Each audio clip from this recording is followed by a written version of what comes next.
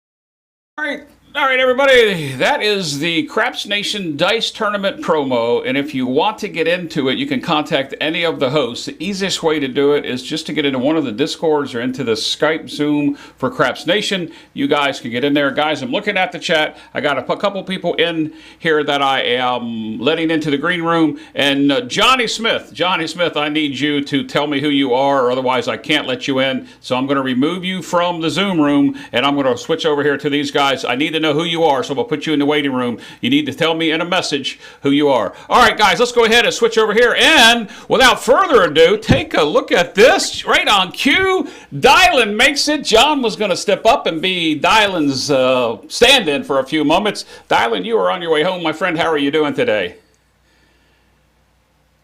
Oops, hang on, Dylan. Jeff might have done it again. There you go. I had John's audio on, not yours. There you go. Well, St. How Louis, you doing? Good. I was out driving. Unfortunately, St. Louis is under black ice, and there's accidents everywhere. So I'm safe. I'm home, and but it's very bad out there everywhere in the St. Louis area. So if you're, there's the interstates are being shut down, and there's all kind of accidents everywhere. Right. Well, we hope that you're safe and you got home safe. I thought you might have been doing something with football or something today, just like everybody else has been doing. John sporting the Seahawks logo there. How you doing tonight, John?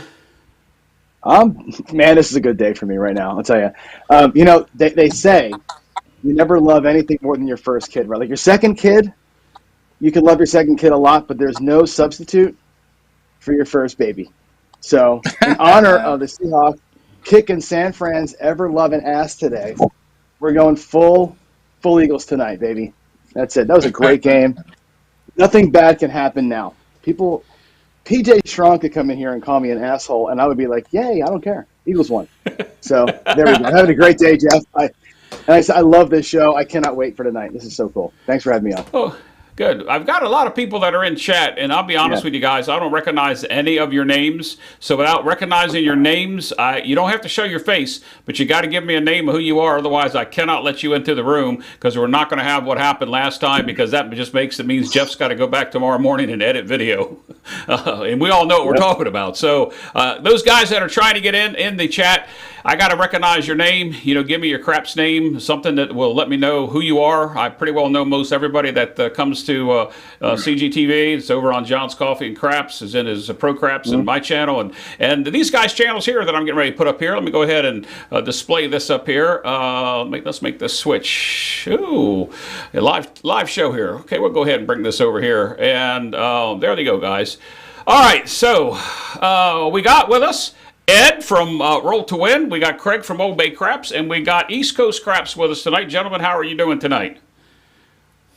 Great. Cool. All right. Well, I'm happy to have all of you. I hope the audio is loud enough. John, can you hear them? Because they're not on my end. Did they sound okay to you? They sound good on my side. Okay, no problem. As long as you guys can hear them. These things that I'm wearing here, plus my age, it is what it is. All right, guys, I'm looking here. I haven't checked the score. The last I looked, it was 13-13. They were still in the third quarter. Maybe they moved into the fourth quarter. Congratulations to the Eagles moving on to the Super Bowl. But this is about craps, and I know I chatted with Dice Degen, who's a big Philly fan, and he's going to join us here in a little bit. I'm pretty sure he's probably still celebrating. If he wasn't at the game, I would be. He's going to have no voice. Yeah, he's got no voice. He's going to have no voice. He sent me a couple of videos from the bar, and I'm telling you, they are partying over there right now. So, yeah, a little silly game. Yeah. Yep. 2013 KC. Is that what it is? Yeah, I'll update the score here, guys. I got a couple drop-ins that'll come in here and show the game, and we'll get over to it. But this is the second edition of Craps Chat for January 29th, 2023, and I'm going to put this out here right now because Dylan always asked me about it before. There will be no Craps Chat on Super Bowl Sunday. That will be 2 weeks from today, but we will be one show in February, and that'll be the Sunday after Super Bowl Sunday. I believe that's the 12th, so that would make it February 19th, I believe, without looking at a calendar. That will be the next Craps Chat. So here we are, Season 2, Episode 2. Got some people here. Everybody in the chat, I'm looking at the chat over here. I'll be queuing up some questions. Remember, use that capital Q with a semicolon will work real good, but put a capital Q if you have a question. We really don't have a whole lot on the schedule for what we're going to talk about tonight because it's all about you. You guys out there in YouTube land and the Craps enthusiast, the Craps Degen, where we're going to field any questions. If you want to get on the panel, come join us in Craps Chat, and you have to put a name in there that I recognize. Otherwise, guys, I'm not going to be able to allow you in the room because we have some people that like to do some wrong things. So I'm going to start out here by saying earlier today, Craftsmaster Journey, I know. Craftsmaster Journey, he was first here. It was about probably maybe over an hour ago.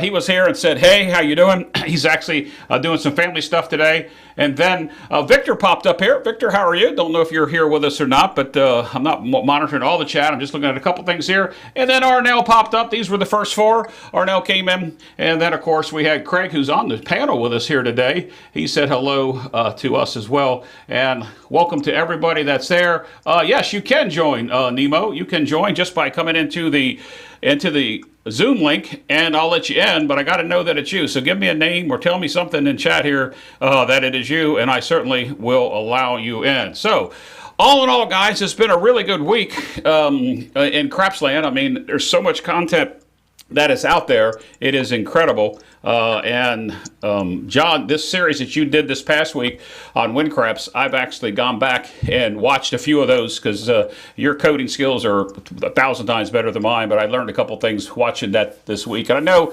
I saw some of the chat in there was that they I don't think they found it as important as some other things, but I thought it was great from a coding standpoint and a craps enthusiast, especially if you want to try to program your own strategy and not wait for Crapsy, or if you go to your table, whatever. I think it's a great tool. Yeah, that was potential channel suicide. Right there, Well, because you just don't know. I mean, people want you to roll. They like to make fun of me roll in and all that kind of stuff. And it's like, it's what I'm really good at is the coding stuff. And I wanted to show it, but it's kind of boring, And I'm like, do I want to show this in the morning, or I want to like save it for a Pro Craps like special episode kind of thing? But it just felt like what we needed to have out there. And now I can point to people and say, look at the old videos I did on this when they ask me questions.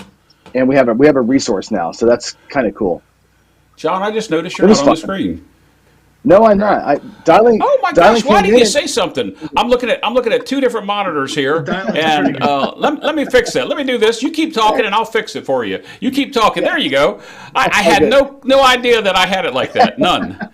That's fine. Oh my gosh. No, it's all good. But like I said, that series was one that it was a risk for me, And as a channel operator, this, Jeff. There's things you have in your mind. I want to do this, and then you're in the middle of them going, boy, should I have done this or not? Like, is this really compelling? And our viewership was down for the week a lot as a result of that. But like I said, now I've got videos that a lot. Like I was averaging 55 plus every day. Now we had about 35 average during this week.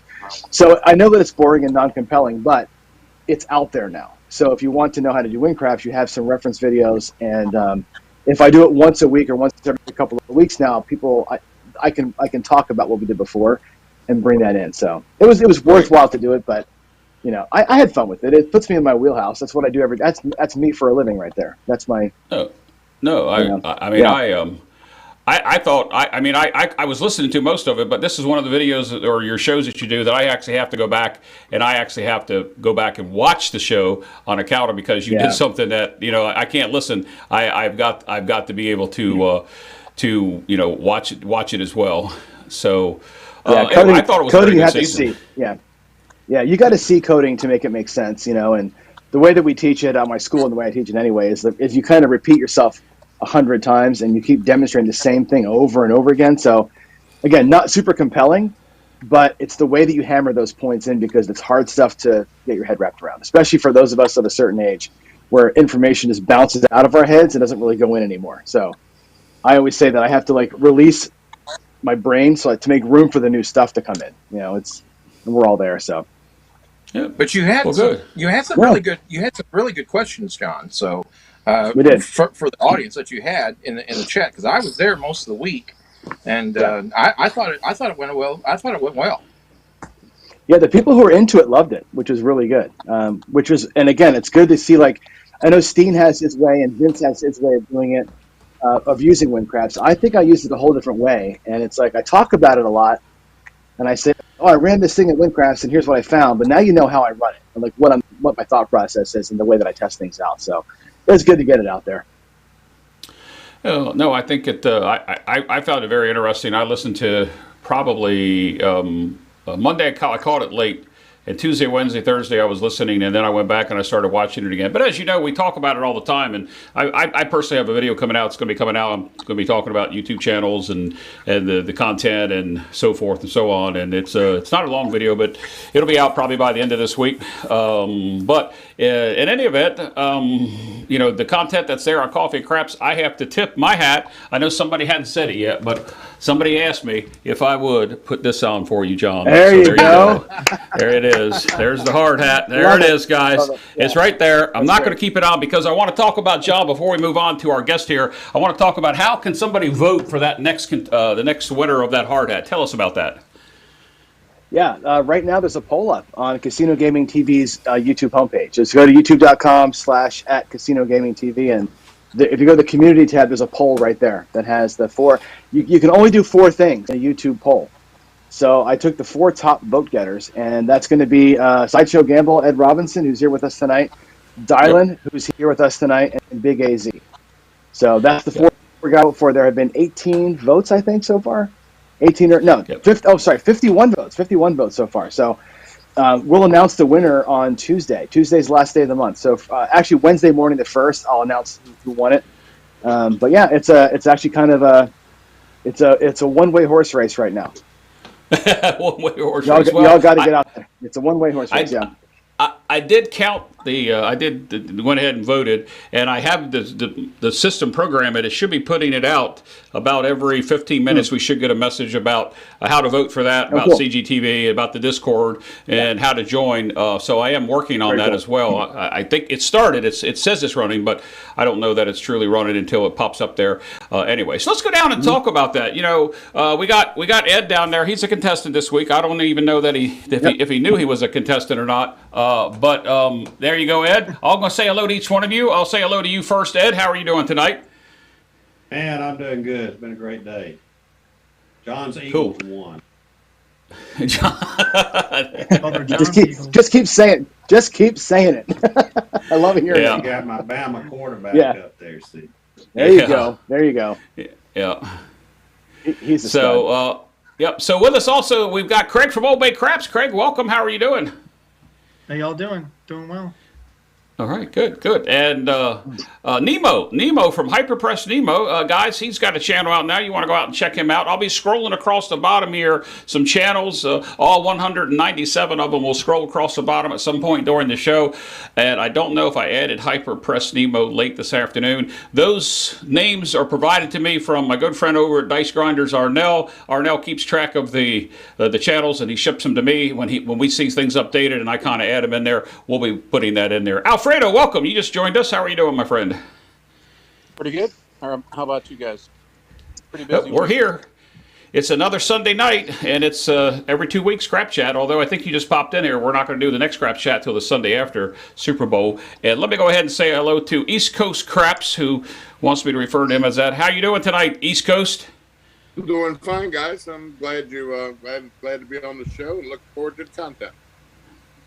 All right. Well, all right. So we need some questions, guys. I haven't even gone through the chat yet to see if there's any questions, guys. If there has, I've missed them and I've gone back. If you guys can put a capital Q if you have a question, we'll be glad to take it off the panel. We'll be glad to answer it as we go through. Just keep in mind that that you guys were struck probably somewhere in the neighborhood of about 12 to 20 seconds behind us. So as you pop stuff into the chat, we don't see it right away, and then when we respond, you get that combination delay there. So with that said, I'm going to search for some questions, and we'll see if there's any here. If not, I'd like somebody to come in and tell us about something about craps tonight, because we don't have a specific guest, although last time, and it seems like it's forever on there, dice influencing always comes a topic, and I try to leave that a short area of the show because it's controversy. And it creates controversy. And then we go to the after show and talk about it. Tonight's after show may or may not happen. We'll see how late the show goes. But let's get some talking done. I mean, what's on somebody's mind? Somebody talk beside me. I think I got one. But Craig and I have been working together. People may have not known. So those may not realize it, that Craig, I'm sending over 3 cameras to Craig.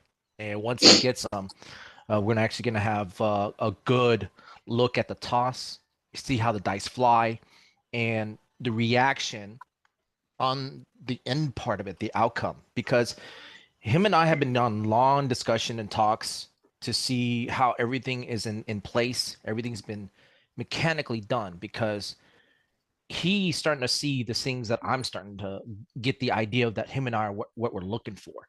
So if Craig, if you want to go at it in your thoughts on this, because I think you're starting to see the same things I'm starting to see in the outcomes. So about a month ago, we had been working on the Old Spice, and you've seen variations of Old Spice strategy being either pumped up with bets or different parts, including all the hopping everybody's been doing in the last part of the 2022, and really getting a good focus on throwing lane, and then I guess about I wanted to see what good dice sets I could start using at the craps tables when I need something, or if I know I just need like a couple more hits, and what can I rely on? because everybody throws dice sets differently. If I know, just pulling out of thin air, Chiro likes to tell a big AZ to throw a 2-3-3-2, and now AZ throws like horns with it and hardways with it sometimes. Now I've tried throwing it and I don't hit those at all. So I wanted to try to find out what works best for me. So I started those dice set videos. Mm-hmm. And then it was towards the end of the second rotation. So we started with like a 1-2-1-2 and just went around at the axis. And then we went opposite. We went 2-1-2-1 and started going backwards. So I had, 16 videos, 2 parts per, so 8 episodes. And right at the end of the second rotation, for whatever reason, I didn't look at the lane where I was throwing. I looked at my hand when I released them. And I started to see something different. When I look at my hand, I'm able to have the dice not rotate as much as if I'm just par tossing it to a landing zone when looking at a landing zone. Because when I look at a landing zone and just throw, there seems to be a lot of rotation. So I'm starting to see something different, and I really wanted to explore that.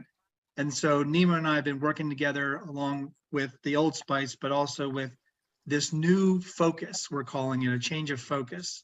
So I'm doing the same dice sets again, but this time I'm looking at my hand on the release, and we're getting different sets of results. So I did 4 episodes of the new change of focus, but I stopped because we wanted to, he ordered these cameras. So when these cameras come in, we'll resume that. So in the meantime, I've just been having fun with some craps videos, just throwing normal, not really doing the whole change of focus, looking at my hand on the release, just doing what I was doing before all that. And then I came up with the challenge this morning or yesterday morning. I forget which morning now. I think it was yesterday morning with a 1K challenge, empty rack challenge. So that's what I've been up to. Oh, God. I'm going to have to smack you for that one, Craig. Mm. But anyways, I digress on that. But Craig, he's been good on the tosses, but I give him that. And if anybody else is interested in seeing the focus of their toss, I think Ed might somehow have his 2 cents on it, because I've talked to Ed as well quite a bit before. We haven't talked in a while, but I bet if there is some sort of way to see that these dice mechanics, the way everybody's been tossing, has changed in a way where, what if it was a bouncy table versus a hard surface table, and so forth and so on. You have to understand that these results are not going to be all the same all throughout. And I've noticed that quite a bit. But when it comes to like, if these things, like say when Skill, I noticed he said that the sets that were given on the 1-2-1-2 are an anti 5 and 9, which I had to take a look at the dice. And yes, there is no results on the 5 or 9 on this dice. And surprisingly, when he had the change of focus, when I saw Craig toss those dice, the 5 and 9s were like predominant versus the ones before. So that's the reason why I want to tell people, if there is a situation of information that changes, trust me, there is a way to change all that. What are the end results? What are the massive outcomes if we were to change it in a matter where we're seeing it happening at all times? But all right, let me interrupt you right there, Nemo. Let me interrupt you a second. We have 3 people on the panel that I consider very excellent dice controllers, dice influencers, dice setters, people that I would feel comfortable shooting at the table. No disrespect to John. I've played with John. He's played with me. But we've got Dylan, we've got Ed, and we've got Alfredo. And I've seen Alfredo throw in person. I've been with Ed in sessions on his channel. He's helped me with my toss. He's got 30 years experience of doing it. He is an instructor with a specific group, or was a former instructor with a specific group. And then we've got Dylan, who's got, He's too old. Anyway, no, I'm just kidding. Alleged experience. Yeah, allegedly experienced. So we've got some questions coming in here, guys, that I'm marking up so I keep them queued up. But I don't want to spend a whole lot of time on this. But I would like to start out, Dylan, since you're here and got the floor. I want to go with you first about some of the things that Nemo said, and then I'm going to go to Ed, and then I'm going to go to Alfredo, or vice versa. So what is your opinion? You heard the 6262, Dylan. You and I played many times on my table. I throw your 6262, and occasionally I do pick you off on the 9. But the rotation that Craig spoke about, I throw a drop shot. I throw no rotation in my dice, and if I have to throw a rotation, it's going to be backspin, and I'm going to move my landing spot back a little bit more. But that's just me. I don't want to consume the whole hour on this talk of this first hour of the show. But what do you say about the DI?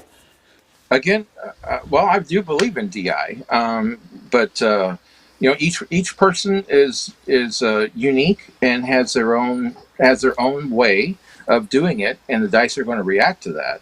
And so your style, the energy, the grip, all the mechanics are going to be specific, tailor made for you. So me just giving you a dice set and say, hey, do this or do that.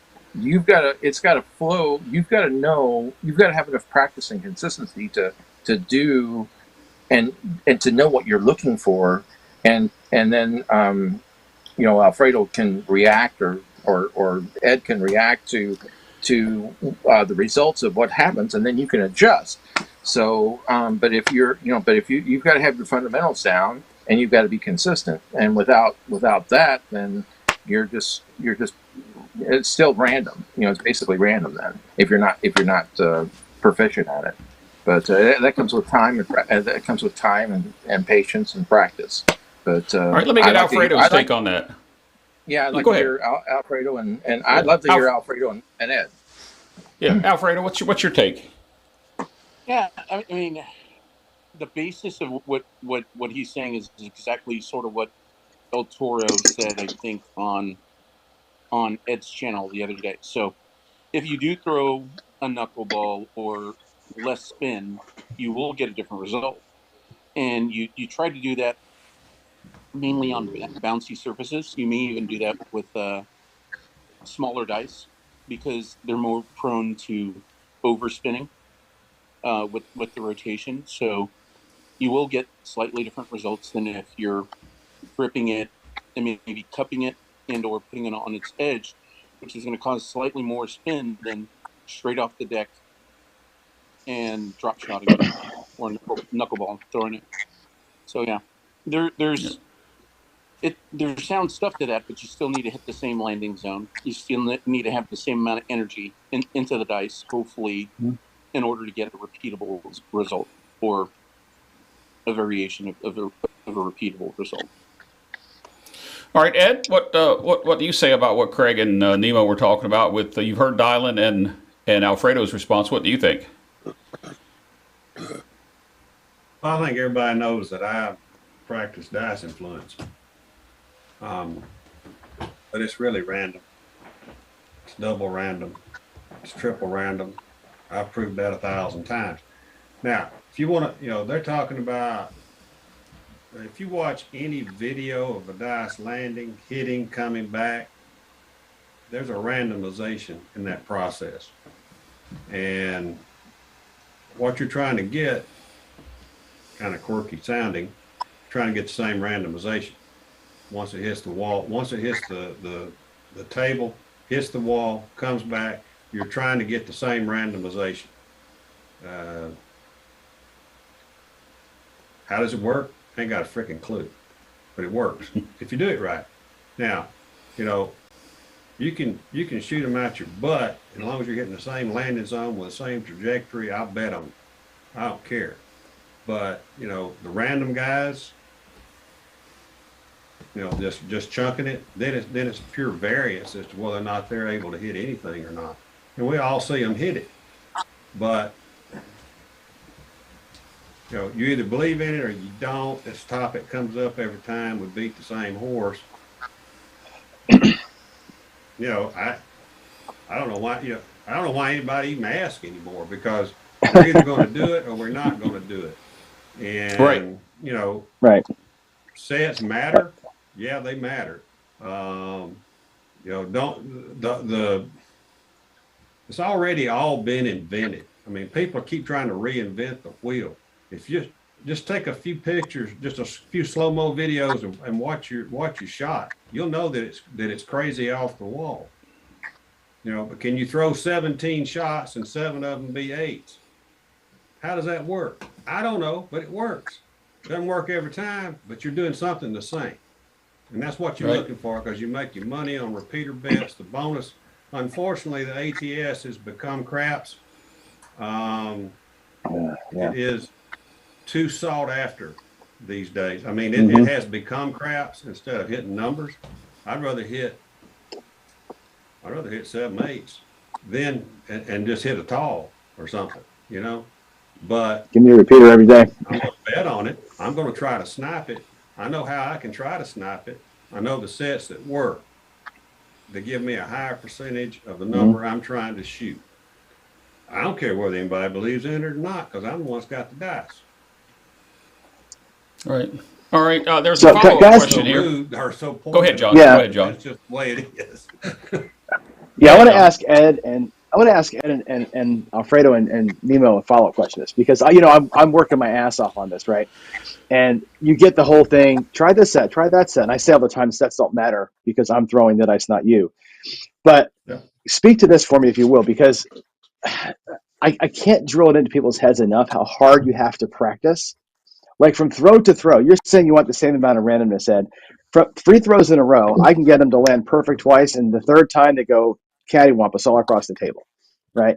And if half or more of your throws are all over the place, even on what seems like a perfect throw, right? What's the talk about that? Because you're right. If you can get it perfect every time, then you can have a conversation about when I throw it perfect, I'm in the slot and I'm getting those results. If I'm not perfect, so I guess that's the thing, right? Is what do we do to get perfect besides just put the hours in? I think that's where the video that you did with Jeff and Chris and a couple other ones that I've seen, where you're talking about the things to adjust, and it's like micrometers. It's like, you're a thumbnail off here, your hands instead of here, it's here. Like those little things matter, right? And that's what I want to get from you is like, if I can do it perfect, we can have a conversation if dice control is real. But how do I get perfect? Because I struggle with it. I know a lot of people do struggle with being perfect, and you got to get more than a those to be awesome to even have a shot at this damn thing, right? I think I just want to say, as much as time as I am spending, or Nemo and I are spending on this throwing videos, that's not the only thing about craps. Betting is so important. And everybody bets differently, and you learn what to bet. You learn to follow maybe a trend or something, what you're seeing, bet what's hitting. Don't bet what you want to hit, because it may never hit.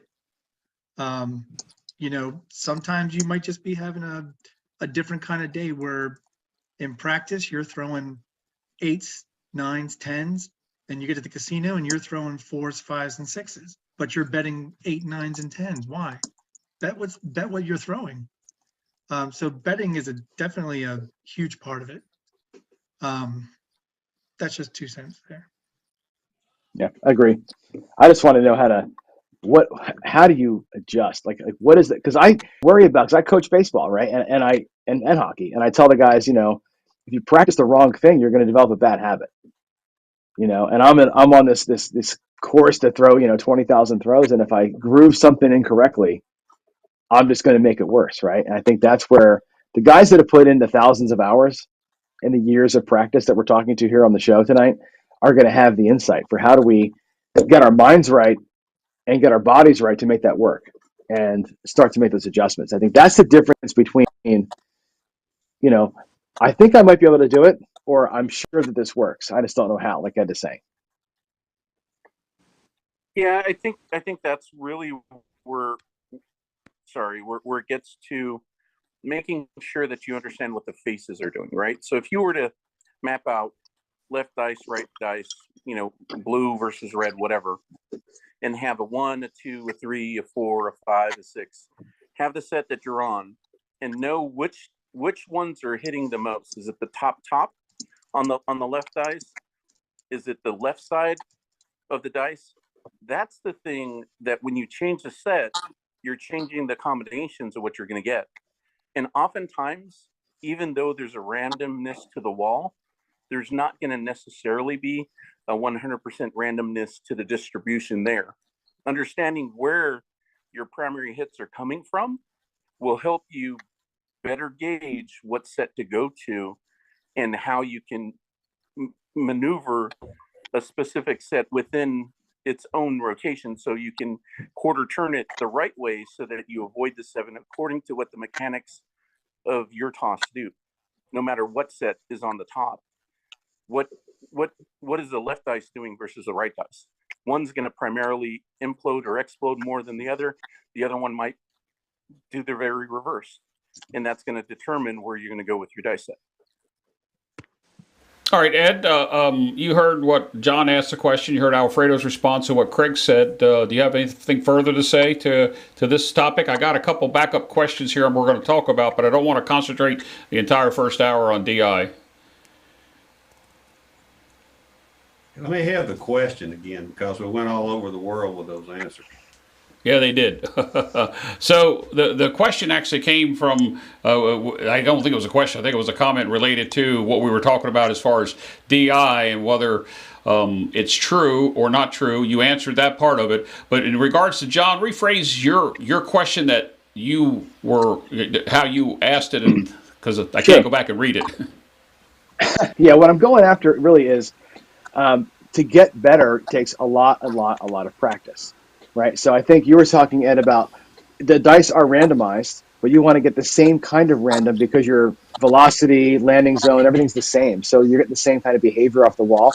Somebody like me, I'll see a third of my throws are beautiful and 2/3 are crap because of whatever I'm seeing. So those 2/3, I kind of throw them out. And I want you to help me and everybody else get dialed into where I have 2/3 good ones and 1/3 bad ones. And what do you do at practice to get that? Because it's all mechanics. At that point, it's all mechanics to get yourself. You can't talk about sets until your mechanics are great and you're perfect. Then you can say, okay, now that I've got it, the set matters. But I think it's almost, for me, even too early to look at sets because I'm so young in my journey of throwing the dice good. You know what I'm saying? And I think that's where you're a seasoned vet like you and like Alfredo are like, get me dialed in. How do I get perfect with the hours that I'm putting in? You're putting in a lot of hours. You're putting in a lot of hours on YouTube throwing every morning. I saw you this morning throw for a little bit. It's not enough hours. You know, it's really funny because it's like everybody's saying, people throw out a die set, try this, try that, try this, try that. And when they tell me, I know that's not a die set. That's just not going to work for me. I'll throw it. Because I know the tendencies of my left dice and my right dice. If you're not throwing at 48% or higher, then you got to keep practicing. When I say 48%, that's on axis result. You know, you can argue about whether or not they're on axis or not, but let's call it an on axis result. If you're not throwing 48 to 52, it's hard to get above 52. All right, so 50 and up is a good number on axis result, and that's where you got to practice. Would you consider both dice on axis as a non-axis result, or just one? If you've got one on and one off, are you considering that? If you're throwing 2 dice and you have one on and one off, are you counting that as part of your 50%, or are you saying if they got to both be on axis? We count that. No, that's off. Both is off. They both got to be okay. on. They got to both be on. So you got to get to 48 to 52. Anything above 52 is extremely high. Extremely high. So, you know, the best you can hope for maybe is a 50. All right, so if you're 50% on axis, then you need to know, do I have a dominant off axis, right or left? Or are they kind of split in the middle? Right. You know, there's all kinds of because I'm at like 56%. I'm at like 56 or 57% off axis. Anything extremely low on kite. I remember having a book of 1,400 tosses that I measured. You know, and I was at 49% on axis result. 51% off-axis result, either one or both die. But my chi was 0.001. That meant I had an extreme amount of influence, even with one die or two die being off-axis, because it was a continuous, regular facial hits, constant inside that 1,400 roll book, book rolls. So that's about as good as you can get. Well, and when we were talking the other day, Ed, on I don't know which show we were on. It could have been my show. I don't know. But you gave the example of your perfect toss, not everybody else's. Your perfect toss, and I love what you told us, Tim. So before you type a sip of your brown water there, can you tell us what you consider your perfect toss as? 12 you tosses, shooting. 10 box numbers, 2 horns. 12 tosses, 10 box numbers, 2 horns. That's what you consider. I see a lot of people putting stuff in the chat about being 50% on or off axis. That's my goal when I'm sitting down here practicing. I've got 12 chips stacked up right here, and I use those chips to measure every time I throw.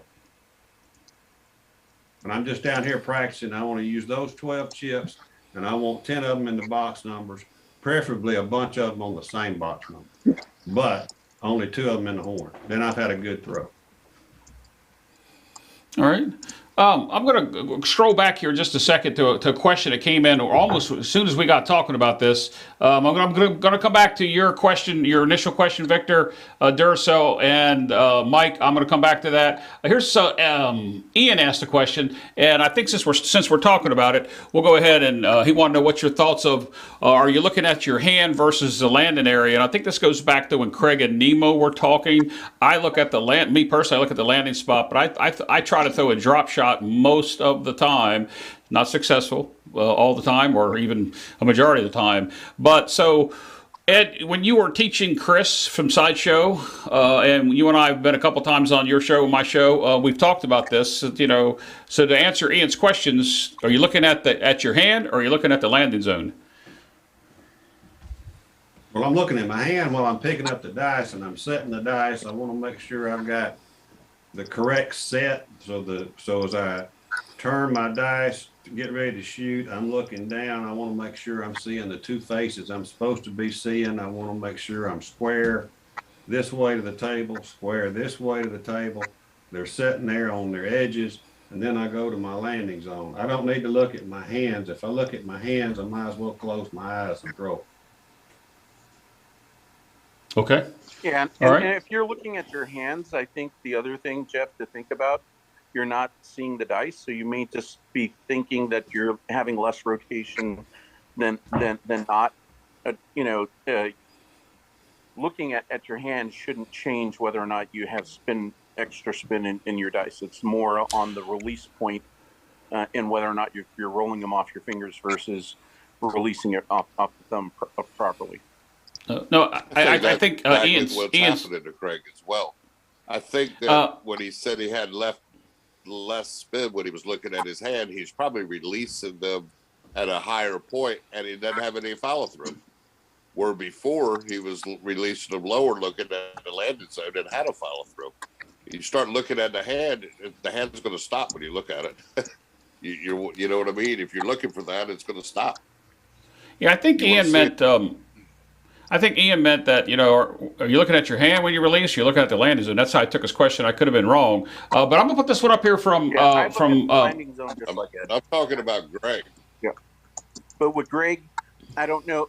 Like I said, it may be just the way, like, as what's said there is that maybe he's just not putting the follow through because he is looking at his hand versus. Right. You can train yourself to do that while you look down the line. Just as well as whether or not you're looking at your hand. What looking at down the line and at your landing zone does, it does help you make sure that you're trying to get to that landing zone. Because if you just look at your hand, where you release it, pitch and yaw wise, will be much different than the release point. The release point is what's going to control spin. The pitch and yaw is what's going to control whether or not they land flat and if they land at your spot. Hence the reason he's getting different numbers with the same set.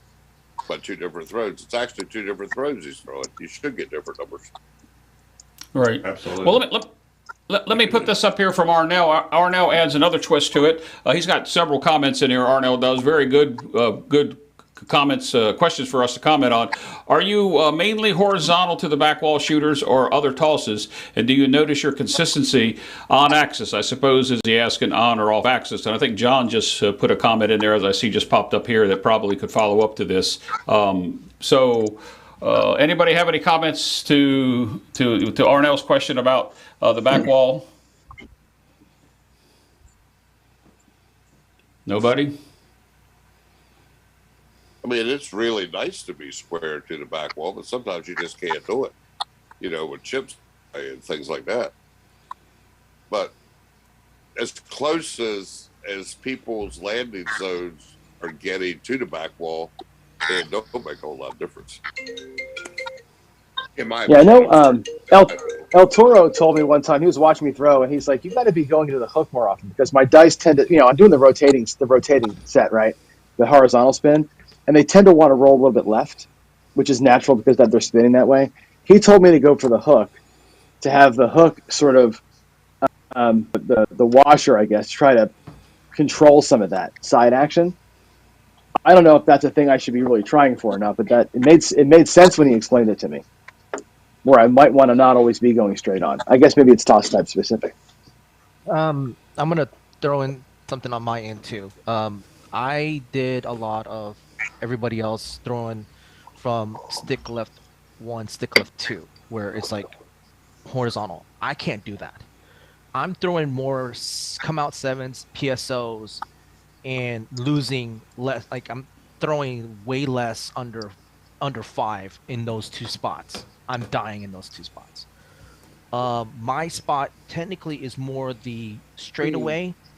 That's me. I'm the straightaway shooter. That's my spot. I'm double digits there, or at least beyond 5. But every time I'm on the stick left 1 or stick left 2, I'm dying there in that situation when I shoot, and I notice that a lot. Well, but also Nemo, Nemo, you're young to the actual dice tossing. We've got people here that's been doing it for 30 years. I've only been doing it for a little over 2 years, and I've noticed some improvement, and I've noticed some bad qualities and some bad traits I picked up. And working with people that seem to have more consistency, knowledge, experience has actually helped me. So for me to you, I would say get yourself a table at home, a practice rig, which is a question I'm going to queue up here in a few minutes, and practice at home. When you go to the casino, practice at lower rates. Try not to shoot for the moon and make that big win there. Arnell has a follow-up question or comment here that I'm going to put up on here. He says, so if your mechanics are, say, repeatable, but when you're hitting the diamonds, it's all over the place, is it because you're not hitting the diamonds at the same spot? And I'm going to refer to both Dylan, Alfredo, and Ed for this question. I'll defer to Ed. Ed? Thank you. All right. So when you hit the diamonds, your goal is to hit below the 3rd row. The higher up the diamonds, the worse the result's going to be. So the perfect toss would be a bounce and a stop, maybe hit the back wall right under the 1st row of diamonds. That would be the perfect toss. That is not my toss. For better or for worse, that's just not my mechanics. But if I can hit it, hit the table flat, they should bounce off the table flat, at least in theory. Then they should hit the wall flat as well, and you want them to hit on the bottom 3 rows or less. Come back flat. Hit flat, hit the wall flat, come back flat. That's what you're looking for. It's not what you're always going to get, because you're going to have one that's going to be just a little bit skewed. It's going to, it's going to yaw a little bit, or whatever the other sailor term is, and then you're going to, it's going to hit just a little bit into that diamond. Then the other problem you've got, and we all strive to keep our dice tight, but it's a little overrated. A little separation is okay. A little separation is probably better than being constantly locked together when they hit. because then they kiss, and that kissing off of each other will really screw up the shot. So I'm perfectly fine with my dice landing about an inch apart. They don't always do that. Sometimes they stay too close. But you know, that kiss that they hit off that bounce, that'll really screw them up, because that's nothing but random when that happens. All right. Alfredo, any comments on that? No, I thought it put it pretty well. You want to land them flat. The problem that you have to get to the other point about seeing a lot of bad results from stick one or right or left one is because it takes a more finesse shot, and oftentimes folks don't end up hitting the back wall. One hits the back wall, one doesn't. That's going to be totally randomness altogether, right? You want them either both to hit or both not to hit. You might get in trouble if both don't hit, but you don't want one to hit and one not to hit. It's typically going to give you a worse result. And exactly what he said, low energy into the wall, come straight down and hopefully stop. One starts tumbling. If you hope it's off axis and the other one was on axis, because then you know you're still okay. But if not, it's anyone's guess as to when it's gonna stop, what it's gonna land on. Okay, we're gonna wind up this topic right now about the DI and the dice setting and so forth. I'm gonna put a couple questions and comments, and basically just gonna go around the table. Here's one from Duracell, wants to know who on the panel has Bone Tracker. I do. I don't have the latest version. I used to use it religiously up to about a year ago. There's my answer. Anybody else here experience with the Bone Tracker software? Use it all the time. There you go. Yep. All right. Chris, nice to meet you. Unmute yourself and say hello. Yeah, go ahead, Alfredo. No, I have the extended version as well, and I use it all the time. I'm sure it does as well. Yep. Oh, yeah. All right. Okay. Chris, I asked you to unmute yourself so you could say hello before we move on. I was going to let you get a word in there. I know you're ecstatic over the Eagles win. Oh, yeah. Good evening, everybody. I hope everyone is having as wonderful as an evening as I am. Yeah, baby. Good chat so Chris, far, we had an over-under. John wanted to know whether or not you were going to have a voice because you did so much screaming today. So I took the under, so I lost the bet because I really thought you were sitting there just not saying anything because you didn't have a voice. No, I'm being reserved. But hopefully everyone can see the lovely hat here. Yeah. NFC champions. Let's go, baby. And yeah, it was a good day. Lots of brown water. So shout out to Ed. Lots of brown water today for me. And, beautiful day. All right. I'm going to put one more comment up here from Duracell, and I can answer this myself too. Who on the panel also has a member to the Axis Power Group Craps website? It's actually a forum. You pay a one-time fee, and you're in there forever. I have it. I don't religiously go there often. Typically, somebody tells me something, hey, did you see this? And then I go there because there's just so much content on there. Anybody else part of that Power Axis Craps forum? I'm same. I'm a member. I pay for it, but I don't get there enough. Yeah, that's a good way of putting it, John. I don't get there enough, but I always have somebody say, hey, did you see that post from so-and-so? All right. I'll tell you, you that have got it, you need to pay less attention to what's been posted as to what was posted 10 or 15 years ago. You've got Mad Professor, you've got Irish, you've got all the traditional guys who actually who really started this journey that we're all on. They have got so much content buried inside that thing. It's excellent that it's always been archived for all of us. And so you can find some great instruction, great thoughts on the game. Yeah. From some of the guys who were really the best of the time in there. Yeah, Heavy does a good job of reposting stuff, don't you think, Ed? I've seen him repost, hey, go check this out. Some old stuff, bring it in. Yeah, and remind you of that great old content. Yeah, I mean, you can go back. I can go back and read Mad Dog or the Mad Professor, read their stuff, I don't think Irish's stuff is on there anymore. That was his choice, but he had some great stuff on there a long time ago. He was a kind of a gruff personality at times, but man, the material is fantastic. This deep down inside that. Most of my betting strategies came from there. There you go. Well, you are old though, East Coast. So yeah, we understand that part. I'm kidding. I'm kidding. I've been a member of that for 10 or 12 years or more.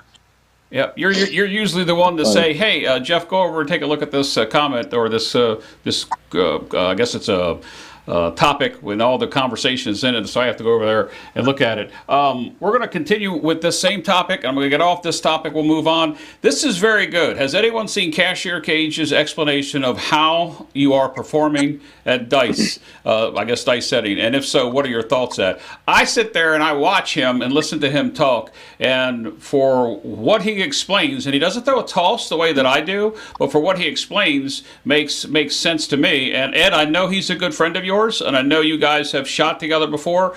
So from my standpoint, I can't explain his explanation. I just like the channel itself. That's Cashier's Cage Craps. And you guys, if you aren't subscribed, go over there and give him a like and a subscribe as well. Anybody got any comments on Cashier? Guy's awesome. I think He's a hero of mine. I love him. I love him. He's so great. He and I email quite a bit. He and I he has a love-hate relationship with me. I love him. I'm not sure he likes me all that much, but I think he's a great the chopper yet. Well, you know, I think part of the problem is I don't throw it the same way he does, and I have my reasons, and there's some disagreement there, but he's a mechanic. I mean, he's just so damn good at it. And you watch him, and I wrote him the other day, he had put a video out, and I wrote him a one-word comment, like, wow. Like, he's smooth like butter, that guy. So, if he's saying it, I'm hearing it, and I'm writing it down, and I'm trying it. So, that dude is a must follow, must watch him throw, even if you don't like the chopper toss. I followed Cashier's Cage since I last talked with Ed, so yeah, he's been on my recommendation for sure to watch, and like literally whenever he posts his stuff, I'm literally like on it, looking at it, and try to see what I can pick from it. It's enjoyable content. He's not terribly exciting. Most people don't know that Cashiers has been playing for over 20 years, 25 years. That toss, though, is not what he used to throw. He learned that toss from another old timer. I'm going to put quotes around that. That went by the handle of Gargoyle, and he took that toss, changed it a little bit to fit his hands and his style of tossing, and he's perfected what he does with it. He and I have a lot of disagreements, friendly disagreements, about certain things on dice influence. But, you know, he and I had probably an hour and a half phone conversation this last week. You know, we talk a couple times a month. We talk about content. We talk about all you guys out there. We talk about my tosses, his tosses, and what it was like going to a casino. So he's a great guy. He's got a lot of experience. He's a very, very old school in his philosophy. And there's not a thing wrong with that. You know, if you're fortunate enough to be on the table with him, just know he's going to shoot for sevens on the come out. That was several comments about a half hour ago that was in there about you know, people that didn't mind the sevens, and we have somewhat talked about that. So I'm gonna move on to this comment here. This comes from Mike, the 85 Bears, and I have to actually increase the size of it on my screen so I can read it. To the panel, what household items can I use for practice throwing on our dining room table? Not concerned about the point, just the proper distance and landing zone. And I was thinking a cardboard, I think it says box and a sheet. So, guys, we all started somewhere. I started out with just 8.5 by 11 sheets of paper on my kitchen table playing strategies, and then I moved to the same thing John's bought behind him, and then here I am, you know, 2 years later. Anybody got any suggestions? Household items. Get a Okay. get a half-inch piece of plywood and put some felt on it and lay it up there when you're going to shoot. Use something for a backboard and have your bowl that you throw in the dice in and keep making the bowl smaller. Mm-hmm. I literally threw into started a out pot with, for the longest poker time. chip case. So I took the poker chips, and those were my craps chips, and then I took the case itself and put it up, leaned it up against the end of the table with a hand towel over it to keep the noise down. And then I used playing cards where all the box numbers were and where the field was, combat area, field, horns, so I would use also have them up. So, 4 through 10, and then I'd have the Jack was the 11, the Queen was the 12. And then I'd have a different set of cards for the hard ways. And I guess my dining room table is 6 feet long. So I just went to the one end of the table, each corner. And from watching videos of all of you, just started tossing from there. I started tossing, I think it was John's video of the snippet of him at Stadium Craps, maybe, at DiceCon last year, where you did the underhand toss. Mm-hmm. So I started practicing with the 4-spin toss. Yeah. Yeah. And Cashier's Cage is actually one of the first people I started watching as well. And the reason he caught my eye is he doesn't just set it the chopper toss, but he leans into his throw. He leans into it almost like he's trying to get halfway down the table before he actually releases the dice. And I thought that was so unique to him. That helps to get smoothness. Yeah. So that's how I started, and then eventually it got down to the basement. All right, there's a comment in here that Adam G put up there that Ed mentioned in his video from Friday night about using an iron board as a shooting station. I think that was on your show, Ed. I know that you've given a lot of advice about how people can practice at home when they don't have such a beautiful table like you do, but what suggestions do you have? Well, I mean, you could take a drawer out of your kitchen and set it over there and try to get them to land in it. That'd be one way, wouldn't it? I mean, that's a simple thing. You can take a box, cut it open. One of the very best full-length, straight-out shooter I know does not own a table. He owns a shooting station and a practice station, and he puts it 12 feet apart, and he lands them inside a 2-foot square box, and they stay in there. And he shoots it straight out. And he's the best I know, and he's never owned a table. So you can do a lot of different things. Make your own box, make a wooden box. I like the idea, especially if you've got a box that maybe you're holding it together with magnets, so you can take it apart, fold it flat, and put it in your suitcase. Fly to Vegas, you get there, you want to set that up on something. Take the ironing board out of the room, use that, set it down, lower it down until it's the right height, and just throw into that little shooting station off of that ironing board. I mean, you can do all kinds of things. You just got to be creative. I got one of them in my car now. Yeah, I mean, just keep dice. Just keep dice. Pick them up all the time. If you're working at a desk, keep a set in your drawer. When you're on the phone talking to somebody, pick them up. Set them Always. down. Pick them up. Set them down while you're talking. I mean, just practice picking up the dice. What's funny is I think that, and I've heard Silver Fox say this.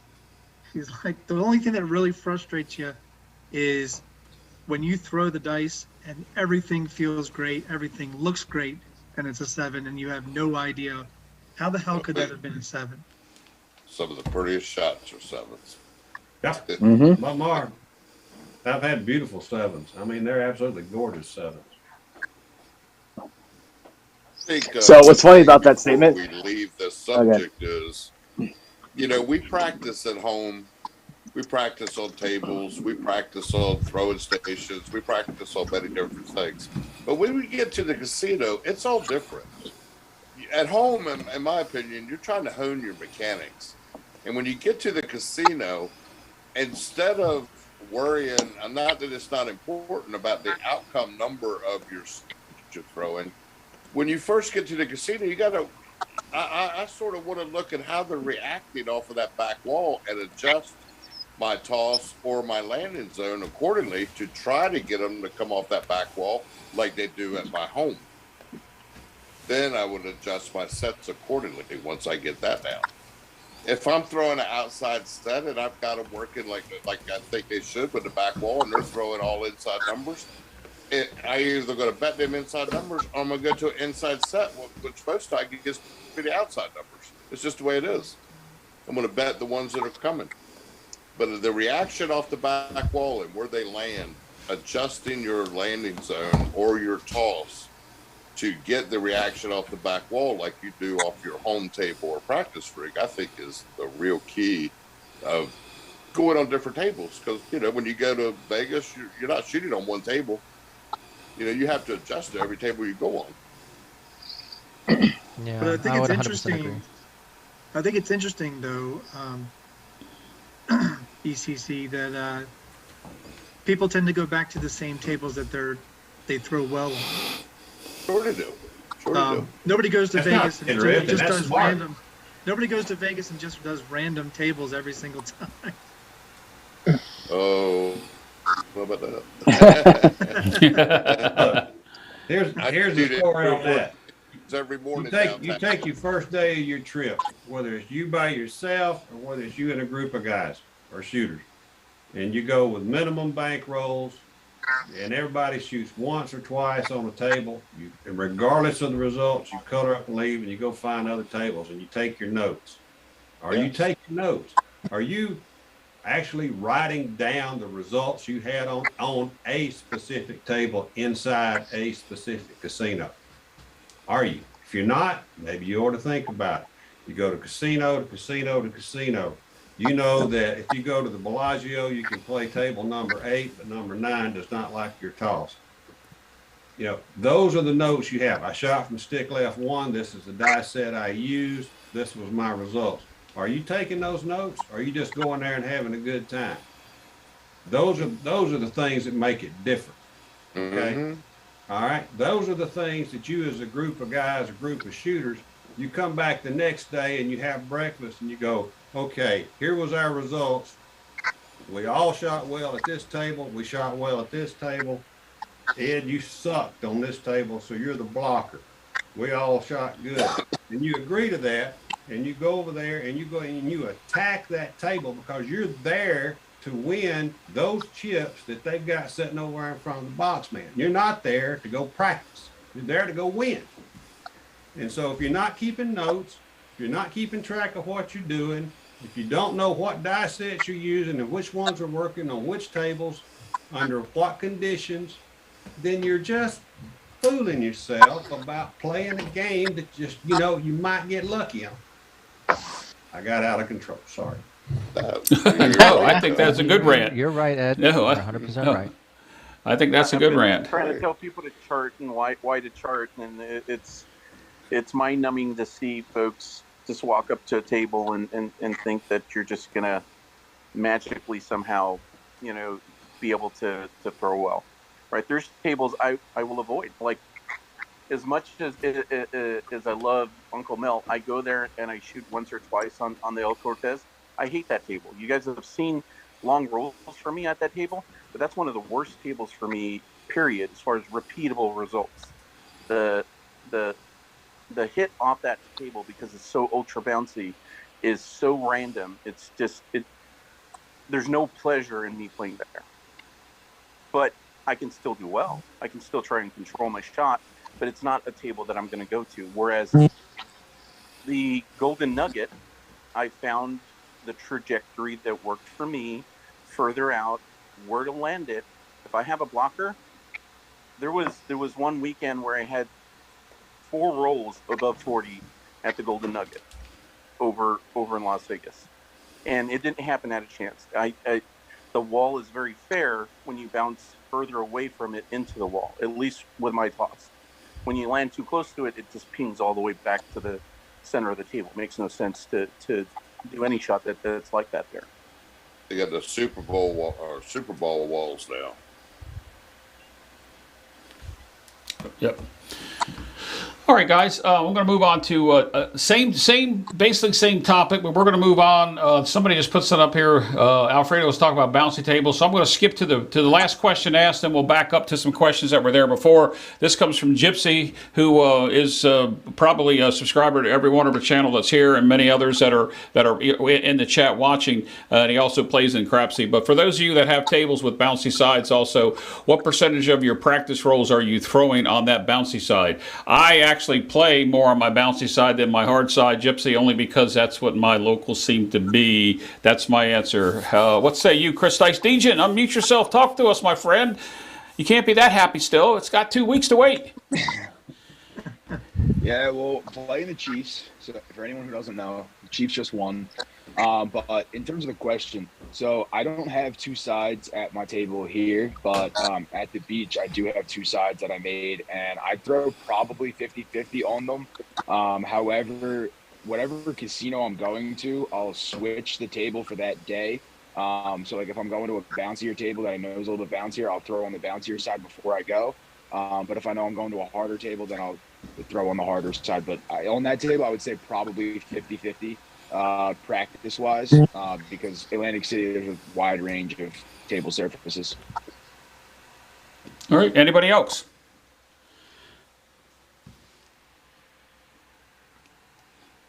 Anybody? Okay, well, I'm going to put this one up here from Sideshow, since I don't know what time of the day it is over there where he is. He did join us. He said 0% for now. I hunt for the hard table. So we all know what that means. Thank you, Chris. Thank you for your service. John, you might be muted. You may have muted yourself. Your audio, John. I don't have your audio. Anyway, well, while John's doing that, let me go back over here to the queue. Go ahead, John. I think I just heard you. I think I heard you. I still don't have. There you go. You got audio, John. You got it. Nope, no audio. Yeah, he cut out. All right, so let's go on and let's take a question here. No, my back. There you go. Go ahead, John. Before I move on, check. Your audio's back. Okay. Oh, good. Oh, good. Sorry about that. I was just going to say, I agree with Chris. I have completely abandoned my bouncy side. Like my local table is so hard. I actually built a thing to match my local, but I won't play a bouncy table anymore. I have enough choices that I don't have to worry about getting stuck with a shitty table. So I've decided not to worry about it. Like when I go to Vegas, I know where all the tables I want to play are at, and I'll wait. I'm that guy that'll wait 3 hours to play. I'm not going to force my way into a table just because I want to throw my money away. I'll wait for the good one. And I have like my 15 favorite places to play, and that's where I'll go, and that's it. I'm gonna spend my time dialing in my throw to what I'm gonna actually play on. And I'm not gonna. That's me. That's me. I definitely don't worry about the bouncy stuff anymore. John, until they all go 15 bouncy, and that's it. I've got 4, and one of them is actually a plexiglass surface with felt on top. It's so freaking hard. I actually bought plexiglass to match that one. And the other 2 are relatively medium bounce. My table matches them pretty well. My standard table does. So that's all I worry about. And when I go to Vegas, I play at just a few select places that I'll go to because I'm not good enough, right? I'm still learning how to throw. So I'm dialing into what I can dial into. I don't want to inject another vector into what's going to screw me up. So I know, like I said, I know Harris. I said I know Harris. I know the all the Caesars properties. They all match my locals and my current table. So that's kind of what I do. All right. Arnell has a comment here that I guess I've never given that much thought to, but he wants to know about the diamond rubber. Seems like the dice are getting more reaction after they hit them. Maybe they're starting to use a different type of material. Does anybody on the panel or in the chat that have the casino started changing the makeup of the diamonds in the back? That they're all synthetically made, but maybe they're not all rubber now. If you always want to feel the diamonds, in my opinion. The old types were always hard. Now they got these new black ones out. When you touch them, they're actually spongy. So they're just what I call the Super Bowl back walls. They come off like a Super Ball. Is that age? Is that because they're old and they just get kind of hardened after age, or is it because they're actually different now? No, I think the other ones were made out of rubber, like real cast, bluish type rubber, and the ones like thing. They actually have an extra two rows of diamonds as well. They're tighter, and so if you get the small dice, a lot of casinos will have two different sets of dice. One that's with the small dice, slightly heavier, and 6 in the bowl. One with 5 dice, the bigger ones, and 5 in the bowl. And most people practice with the big dice. They don't like the small dice, right? Or just don't practice with it. With these new walls, they're going to dig into the wall no matter what. That's why you're going to see the most 6-1s, because most people do the hard way set and they put the 6-1s on the outside. You're going to see a ton of 6-1s when you go to most of the casinos nowadays. If someone's using a hard way set, it's because they're just splitting. All right. I didn't. I guess I learned something on the show, and that's why we're here. And Dylan, are you awake with us? The Duracell wants to know. It's like he may really be out of it. He's like Mark over on the Big AZ channel. I don't know. Dylan, wake up for us. I might have to shoot him a text here. We're going to switch gears here, guys, and talk about something. We pretty well beat that horse for an hour, and I'm going to go over here and talk about it. We'll put this up first from Duracell, and this is something I would truly like to see happen, and we're going to follow this up. Duracell's question is, can we get CGTV to 1K subs? That would be great. We're on the verge, John. 962, 950, something. 950-ish. And with that said, I'm going to go over here to a comment that Adam put up here almost 45 minutes ago. And I appreciate what Adam does here. He says, I meet and talk to people at the craps table and make friends with them. I continue to plug the community so we can grow and help the other content providers. John has said many times about having, and I don't know what the rest of that is without seeing it here. Looks like it may have dropped off. It didn't take the rest of your question. So Adam says, then he says on here, he says, many websites, and where should I be pointing folks so that they would have access to everyone's content? And I know, John, this is something that you've talked about many times. Maybe we have a forum here for a little bit before we move on to the next couple questions about YouTube content providers and what they're doing. Yeah, well, I think this goes back to you and I talked about this a couple times privately and a little bit publicly too, about having this kind of unification effort. There's like hundreds of us that are doing channels for one, right? There's that I know of. There's 10 or 15, probably more, craps Facebook groups that are out there. There's at least 6 or 7 Discords, maybe more than that. And it's very hard to find where people are. And like, where do I go if I want to ask about a strategy? Do I go to John's channel, Jeff's channel, Alfredo's channel, the Color Up channel? Do I go to CGTV? Do I go to a Casino Quest? Do I go to one of 13 Facebook groups? So I think that's the spirit of the question. I don't have the answer yet. The answer that I know of is that I'd like to have a hub somewhere that is the place to start, and you can kind of go from there. And if it's CGTV's website, that's great as a place to start, and then you can branch out from it.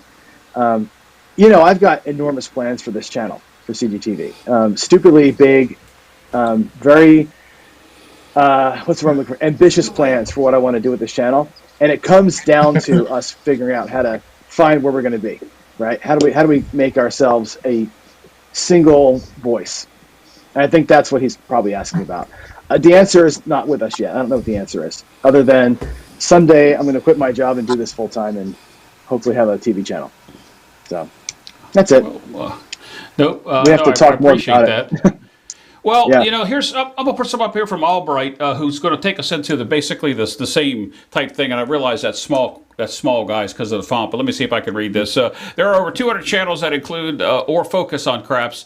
We can't be there on a national newsletter. Why can't there be there a national newsletter? Table of conditions in the U.S. Casinos. Craps Hall of Fame, blackjack community has both. It's a good point. It's been talked about for years. Somebody has to take the ball and run with it. The part about the 200 channels, Albright, is that you probably have seen scrolling here at the bottom. I've been scrolling all 198 of the channels that I have found with the help of Arnell over at Dice Grinders, and we trying to get as much of the community that's in there. I've reached out to some of the other channels that are newer channels with not a lot of subs, like, you know, when I say not a lot, under 100 subs that are brand new, and trying to get them to come to our community, because there's no better promotion than there is word of mouth. And this is a forum that typically we have somewhere between 50 and 65, 70 people watch it at a given time during our 2-hour show. But John, what can we do? What can they do? What can the people in the audience give us suggestions of how we can accomplish what I like your goal about the unity? I think it's about what do we want? Like, here's a stupid question, right? But it's an honest one.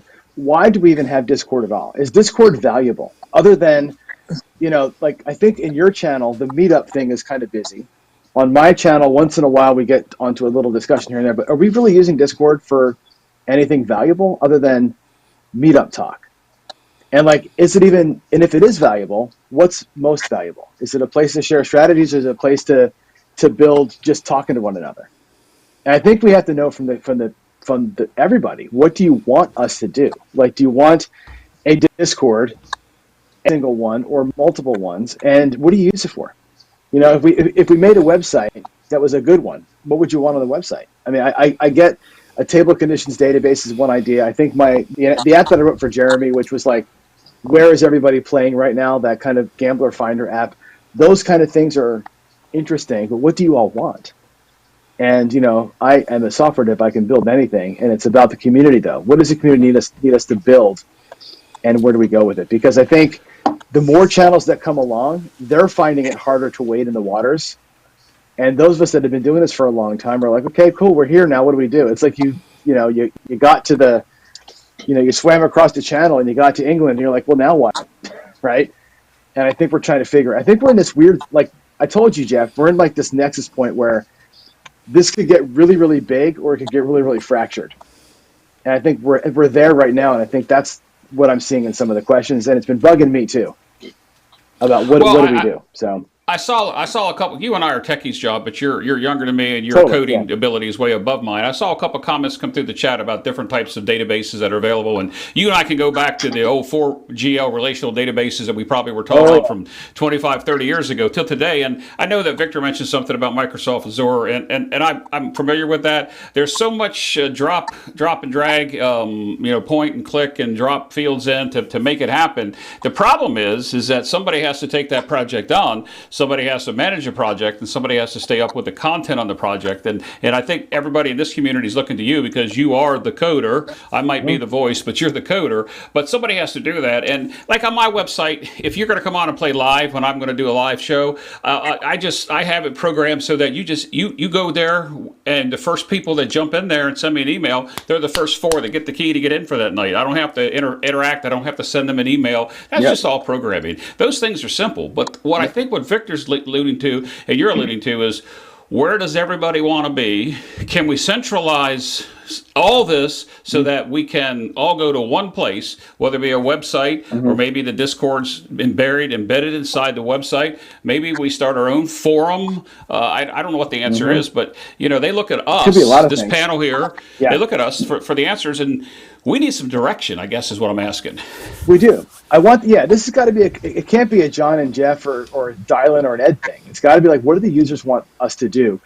Because right now we're kind of leading the thing, right? So I need to know where do we want to go? And I think, and to kind of like spill the beans a little bit, I've got a meeting this week with a company who can put casino gaming TV onto your TV as an app, as an actual Apple TV app, right? As a Roku TV downloadable app, a legit phone app that can stream live like a channel, like a TV channel, as well as act like Netflix with all the past content that all of us providers can feed into. I'm trying to get us past the YouTube juggernaut and do our own damn thing.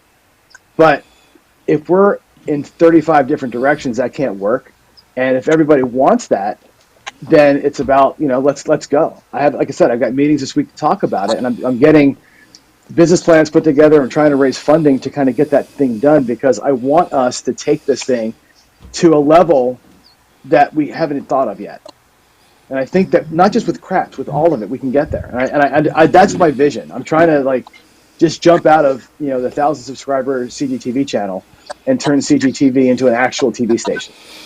So But I'm going to reiterate and kind of like put it in layman's terms what you just said. You're trying to get an app that'll run on a smart device, whether phone or TV. It's Apple TV, it's Amazon Prime or Amazon Stick. I should say Amazon Stick, Roku, maybe even stream on a website if needed to be on whatever the website may be. And so YouTube's great, and when the people would continue to put their content out there, but you want to come together on something bigger than YouTube, and we need some direction from the people out there. Yeah, YouTube is fine. Everybody's got the app. But here's the thing. YouTube is ultimately, and you know this, Jeff, and everybody who's got a channel that has 1,000 subscribers knows this. YouTube takes so much money, and they're junking their ads into our videos, right? And we get like zero for that, like so little for that. Like, a great performing video might earn you $6, right? Imagine what we're doing right now, but being on TV as well as online. And having ad space that we control with BetMGM or Caesars Sportsbook, right? And they're paying the freight, and it's ours, and it's the community owns it. You know what I'm saying? That's what we want to get to. I want to take it here. I guess I want to quit my job and do this full time. Is what it comes down to. But we need all of us. Yeah. Yep. I applaud you for taking the initiative, and we need somebody to do the direction. I'm looking at Victor's his comments in here, and I actually have used Microsoft Azure with my previous my employer. I actually programmed in that. I mean, I could name like 8 or 9 different databases, and now you've got all the AI stuff that's real popular now. If you're anywhere, if you're a techie anywhere on YouTube and you're watching something, you're seeing all about the ChatGPT AI and the other two that are pretty popular, and they're nice that you can go in there and tell it what to do. But from a standpoint of managing it and getting it together, there has to be a team, and there has to be a leader, and there has to be somebody that's doing the footprint. And everybody's looking to you, and you need some direction. Well, we're talking about staff, right? To take it to level 2, we need staff. It's not just us, right? And I think the question is, do we want to do that? I want to do that. I want to go here. I want to take it up a notch. We've built a great community, and people, I think, from what I can tell from chats and from who's watching our shows and playing Crapsy with us, we have a really great base of really good friends, right? That's what a community is, right? What's next for us? Is it just this, but a little bit more, or is it we really just take it and just say, give YouTube the finger and kind of do our own thing with it? And that's what I would love to see, Personally, I think that's what's missing in my look. Yeah, go for it, Craig, please. Go ahead. I totally understand what you say, but you're coming from a craps generation that's been around for 15, 20, some even 30. Some probably in here have been here doing it for 40 years. But some of us have only been doing it for less than a year, and we're not there yet. We're just enjoying what's out there. You asked earlier, what are you doing in Discord? I'm being entertained right now. So I'm going to channels to learn strategies. I'm going to channels to read about people's betting, people's trip reports. I love. I like going into each of the different Discords, and just some of the conversations are very entertaining. But I'm also going to learn, and that's where I am right now. I'm at the learning stage, the very novice of it all. I haven't even been at the casino as much as everybody's been. The time I went to Vegas, that's probably the 6th time I've been to places with a casino. So I don't get to play as often. I can't quit my day job right now and do this full time. So I need something just to fill that void that I'm looking for to fill, and also help build community if I can. But also, I've made a lot of great friends through this, and I'm sure that was one of your goals, is growing the community. But for me right now, it's entertainment for me, not having to think about the job I do between 8 and 5. Yeah. I see this as such a thing, right? You don't know me well enough to know, but I literally am 20 hours a day person, whether I'm doing craps videos or I'm teaching students or whatever I'm doing. And I kind of feel like, where does the energy that I have want to go? And it wants to go here.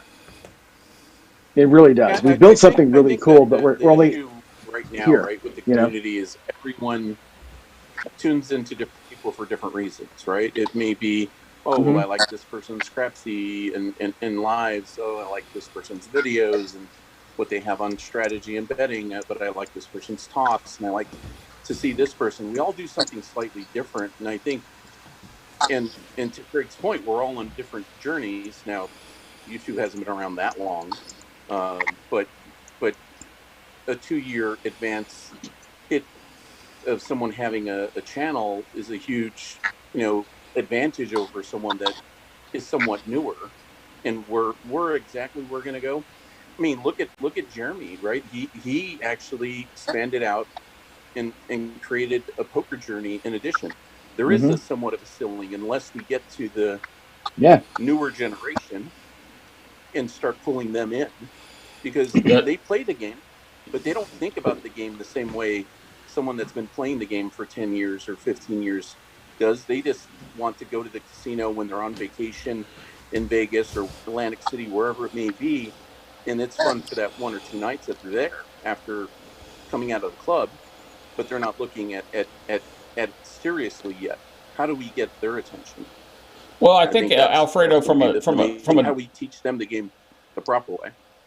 from the demographics, we need to have more people involved in our community. We need to have the younger crowd, hence the Dice Degen looking guys there. We need to get more females involved, and I think you have to go with the driving media that is there. And what's on the horizon is what John's talked about. Is the days of broadcast TV will always be there because the government's going to make sure that it's there.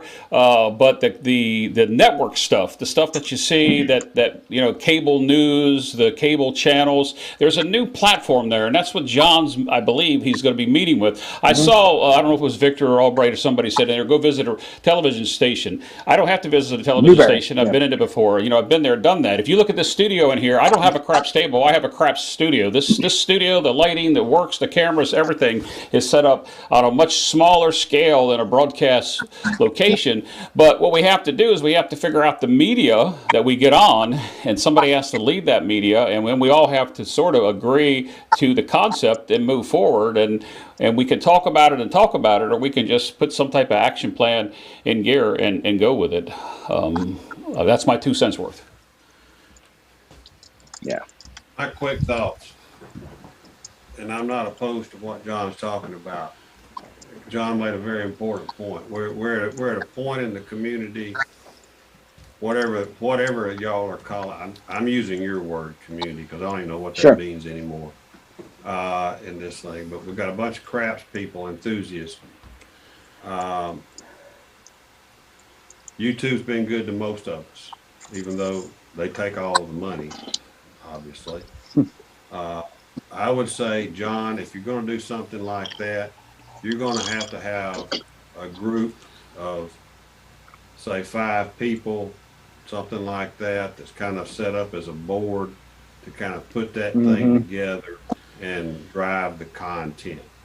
And it's got to be the content that the viewers want.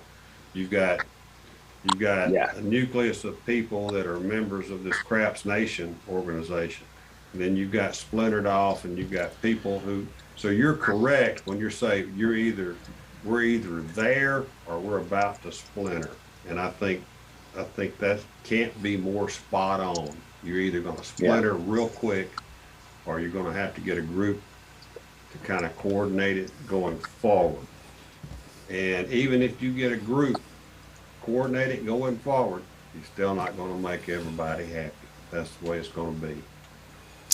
Yeah, there's one thing I learned in my conflict mediation during my entire career, Ed, is you cannot please everybody all the time. Somebody has to be the leader. Somebody has to be you're running the ship, but that leader has to be able to take the suggestions of that team that you're talking about. That group of 5 or whatever. And I think we are on the cusp of something very powerful here. Doesn't mean that we have to stop doing what we're doing, but we need I think John's right, and being the techie that he is, I think that he's onto something here, and I agree with that. If you look at below all those channels that are scrolling there, we don't know all those channels. I've not visited them all. Between Arnell and myself, actually Arnell, he's kept most of those channels that are there that are running, and so there's a lot of content that could fill up John's, I'm gonna call it John's dream or John's thought process. There's a lot of content that actually could be there, and I don't want to bore our audience about talking about where we're going. We'd like to hear from our audience about where they'd like us to go. And I'm looking at the comments coming in, and I can't put everything up there, but good dialogue. Obviously we'll revisit this in the weeks and months to come. You've got strategy people, you've got shooter people, shooter strategy people. Maybe you want to say it that way. And strategy people watch strategy guys. Shooter people watch shooter guys. You got to marry that together.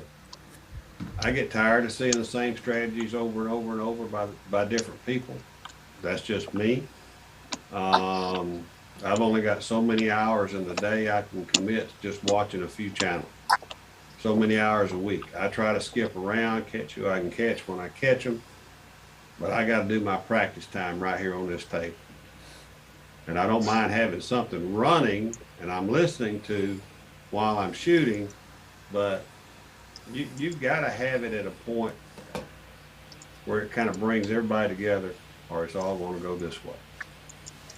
Nope, I agree with Ed and John. I agree with you. We've put it out there. Hopefully, we'll get some content, some comments in regards to that. Maybe somebody will shoot us emails. It's very simple. My email is simple: Jeff@MidAtlanticCraps.com. John, your easiest way to contact you is John@ProCraps.net. Exactly. Yep. Yeah. So Discord, it's easy. It's easy to find, or Discord. Yeah, you can go to the Discord. It's either Discord. Through this chat, you guys can scroll back. There's a link that you can put you on that'll take you right straight to the CGD TV Discord and join it. We'd like to have many more people over there, but we'd also like to get this channel to 1,000 subscribers. But John, I think, is really onto an idea that we don't want to be the second, third, fourth, or fifth person in line for that type of content. And I think that's where we need to go. Can you put Arnell's comment back up? I want to make sure I address that because it's actually a great comment. So let me see if I. So what Arnell? So yeah, that's perfect. So I've talked to nobody but really Jeff and Greg. So Greg's like my spiritual advisor. Greg, he and I have talked about this a little bit. I think Ben and Nate and I have talked a little bit, and Jeff and I have talked about this. It's like a germ right now. It's not even a seed yet. It's a germ of an idea. So once I get the answers of what's possible, what does it cost, what does it really look like, and I can make a call, like it's not something to pursue or it's something we have to go all in on, then we bring folks together. And like I think Ed's got it spot on. We form a board, we talk through it, we work it like a business and do this right. If we're going to do it, we got to do it. We can't do it half-assed, right? And I got to keep an equal-sized eye on the technology piece, of course, the business piece, of course, but more importantly, and the bigger piece of the pie is the community. Like, are we doing this for selfish reasons? Or are we doing it for ourselves? And are we going to get something good out of it? And it's not just going to be craps. It's got to be CGTV. It's the whole thing. And what does that look like? I think that's where I want to get to. It's like this. There's a lot there, and I'm literally for the first time tonight saying it out loud. All right. I guess I'm just that close to it. So I'm glad we're having the conversation. So now you can all think about it. Yeah. Yeah. OnlyFans crap channel? No thanks. Yeah, I'm going to put this up here. What Victor just said. Jeff and John, you're on it. I'll get the virtual machine set up ASAP. Both John and I have access to virtual machines. I actually host 20 or 30 other websites that is in a business deal with something else. So we have people like Victor that has experience with the IT side of it, and it sounds like he has contacts with people that do programming.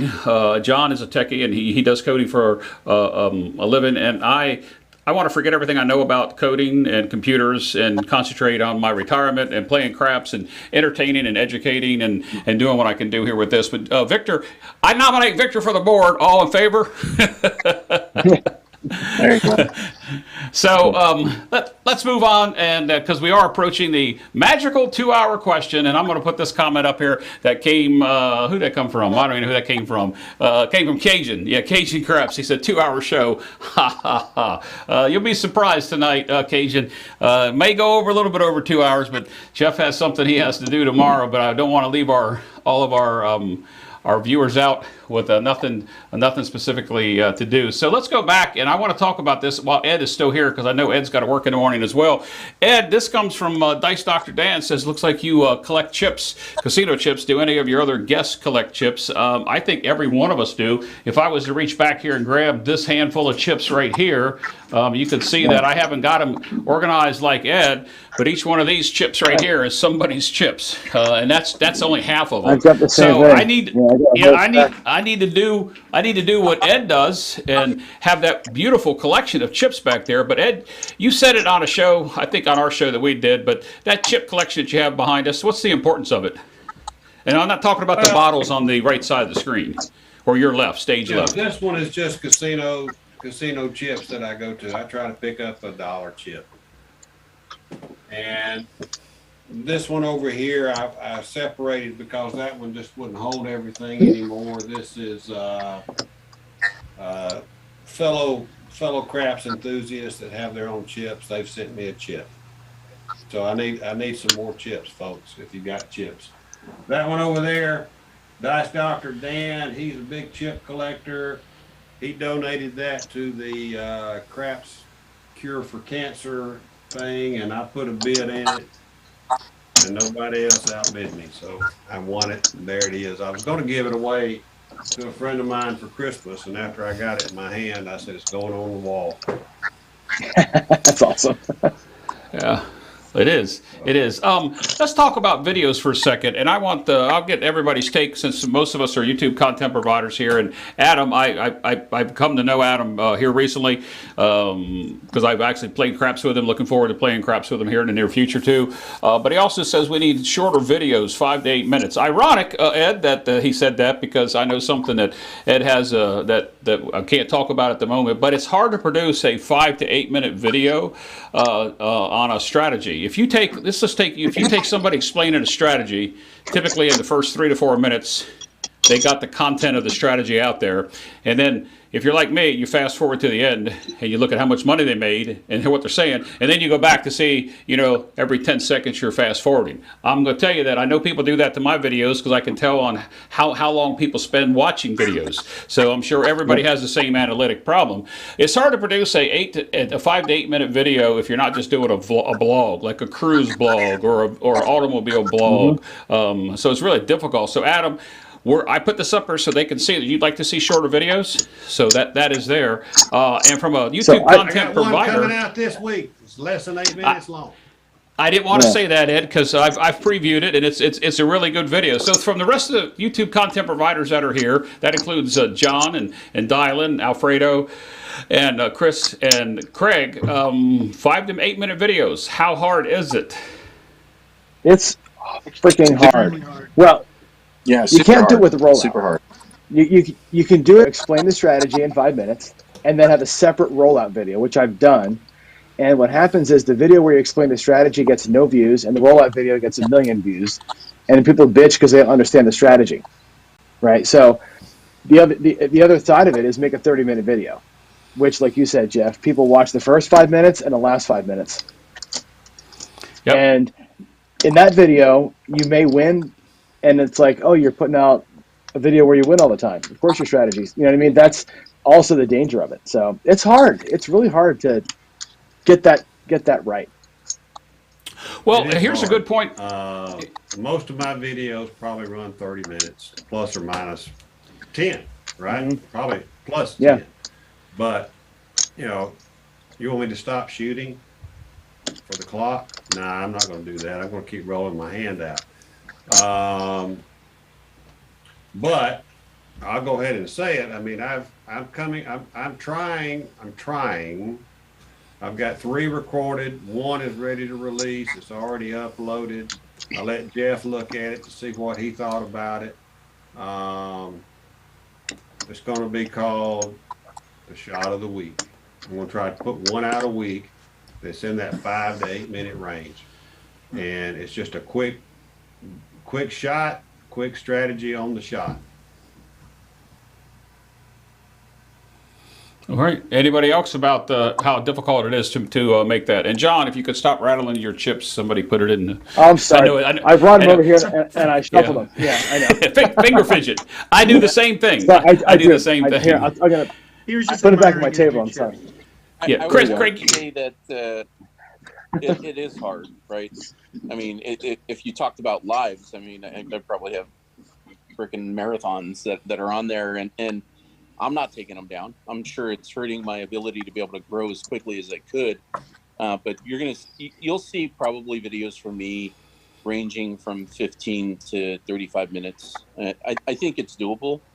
It's just, can you get to 8 minutes with tossing? Probably not, but you can explain it and go over that. 8-minute videos, I think, that are content based. Like when I was doing like the daily dose of DI videos, where I was like, talking about my opinion on DI, that's an 8-minute video, and those ones did pretty good. But the strategy ones are much harder to do. And I think 85 Bears Mike put in the chat about shorts. And I guess the question is, in an 8-minute video or a 1-minute shorts video, what do you want to see? What do you want from us? You want opinion? Do you want strategy? Do you want something snarky? Like, what's the best thing to put in a short video like that? A 1-minute short. What do you want to see? That's I struggle with shorts because I don't know what to put out there. In a minute, all I can do is swear a few times, and I don't know what else I can do. It would be a lot of hits. Well, the thing about shorts is it just never comes back up. Whereas at least a video, if it has content, I've seen stuff that I put out there right at the beginning, and it still gets some hits. Where shorts, they almost get no hits after 3 days or 4 days. Doesn't matter. They could have got 10,000 views in the first day. Flash in the pan. And 4 or 5 days later, they get nothing. They're flash in the pan for sure. Yeah, and I think all of us YouTube content providers are struggling because we're getting good advice from YouTube consultants. We're getting bad advice from people that are very popular on YouTube that can put out a short video that'll get 100,000 views and then nothing. And the videos that we put out in series and the videos like John does on Coffee and Craps, it's always there. It's archived. I personally take my lives down after 48 hours, but I also drive from my website and from when I'm talking in my videos. If you want to see those video guys, go to the YouTube channel, go to the live section of the videos, and you can see them all. They're all there. There's over 600 videos there that I only show like 6 or 7 lives, and I just do that because it does hurt the analytics on the channel. And working with a YouTube consultant, I've grown my channel quite extensively, in the past 8 months, and it's tough. It's hard to come up with content. I think I might have been Chris from Dice Degen earlier this week. We were talking about coming up with content and good content that not only educates but also entertains, and then to continue to do the things we're doing. I know there was a couple questions put in there about things I'm doing on my channel. This isn't about my channel tonight, it's about all of us, so I'm not going to display those up there. I appreciate the comments that were being made. I don't like promoting myself on other people's channels, but we all have our glitch, our niche, I should say glitch. Yeah, I got glitches. We all have niches that we need to be able to fill, and I think we've all either found it or we're still searching for it. And Chris, Dice DJ, we talked about content, and I don't want to say what you said earlier to me in the week, but you were watching a movie and came up with like 1,000 ideas, and while girlfriend DJ was kind of like dozing off during the movie, you were writing them down. Sarcastically, I say exactly. that. No, it's true. I told you, and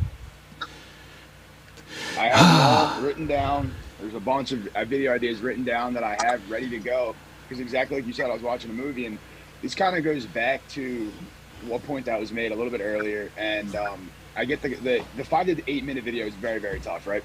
Because I've put out some videos where I'll explain the strategy in 3 or 4 minutes, and boom, perfect storm happens, roll out, made goal on the first shooter. Video is 6 minutes long. You know what happens on those videos? Your comments blow up, Hate mail. the emails blow up. Hate mail. How many times did it take you to film this to actually make it work? I'm sitting there like, it just happened to work that time, but it is what it is. Yep. But with the earlier point with like younger people and stuff, and I can say it because I'm part of the group, we have the attention span of a dog. All right. If you have like a 30+ minute video, right? Now I'm not saying me, I'll watch it through because craps interest me.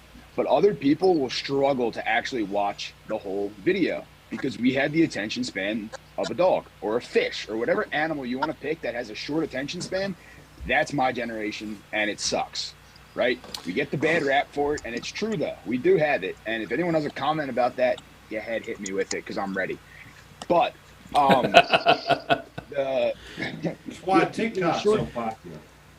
Yeah, but see, the problem with TikTok is a very, very shitty place, for lack of a better term. All right, I've posted videos on TikTok, and people like TikTok and they go on it, but the problem is on TikTok as well, right? Again, it's a couple minutes. What can I show you in a couple minutes? People go live on TikTok. There's a guy who teaches craps on TikTok, and teaching is TikTok piss poor. All right, it's bad. And I'm sitting there and I'm watching him, and I'm like, because he only does it live. He doesn't post any short videos because you can't, right? There's only so much you can actually show in 15 seconds, in 60 seconds, and 3 minutes, because I think that's the max you can post on TikTok. The other problem is with TikTok that you're scrolling on TikTok, and somebody has to be interested in the video to actually watch the rest of the video, right? So if they see a craps table, they're not going to scroll there. If I put a naked chick on my video, they're going to sit there and watch it, right? Because that's how it works, right? So like, if I put maybe I have to do this. Maybe I actually have to do this. Maybe I'll put half the screen with sideshows thumbnails, and then the other half with an actual craps video. And maybe that will get me views. Bingo. I'll put a girl in lingerie on one side, and then we'll have an actual crab strategy, and maybe that'll capture people's attention. I don't know. But like I said, we have the attention span of fish. So if I'm going to keep swimming around the bowl, that's what they're doing on TikTok. Swimming around the bowl is the same thing as sitting here scrolling. It is what it is. But I like short videos. I have a bunch of ideas for shorter videos. They're not really strategy based because, like all of you guys said, right? You can't go over a strategy, do an actual rollout, show any type of analysis or anything in a short video. You may be able to show a couple things, but you can't show, like if you're showing a strategy, right? It's almost impossible to show every single hole in a strategy in a 5-minute video. And if you can do it, good for you, right? But it's hard to show that strategy plus a rollout, which everybody wants to see, in a short video. It's tough. There's other content that would have to be in that short-ish video. Right.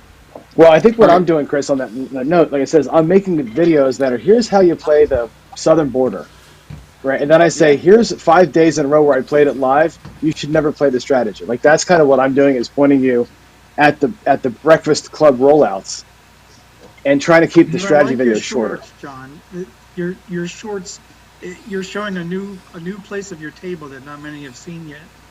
And you're explaining things in a very simple, quick fashion because you only have 60 seconds.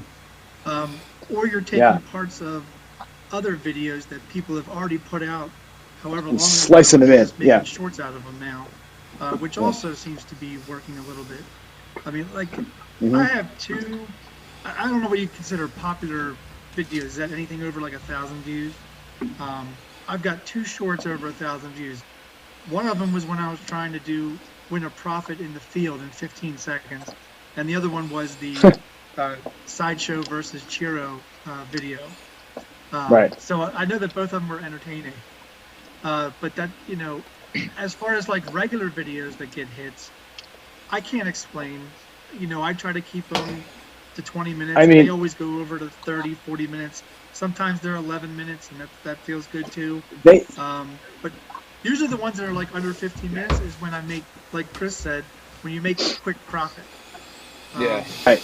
But those are always contrived, right? Like, I've gotten over like 5,000 views had everything to do with name drop or just something popular. Like when I was doing the movie strategies, the only one that's even super popular was Die Hard, and I can only imagine it's because Die Hard is a popular movie.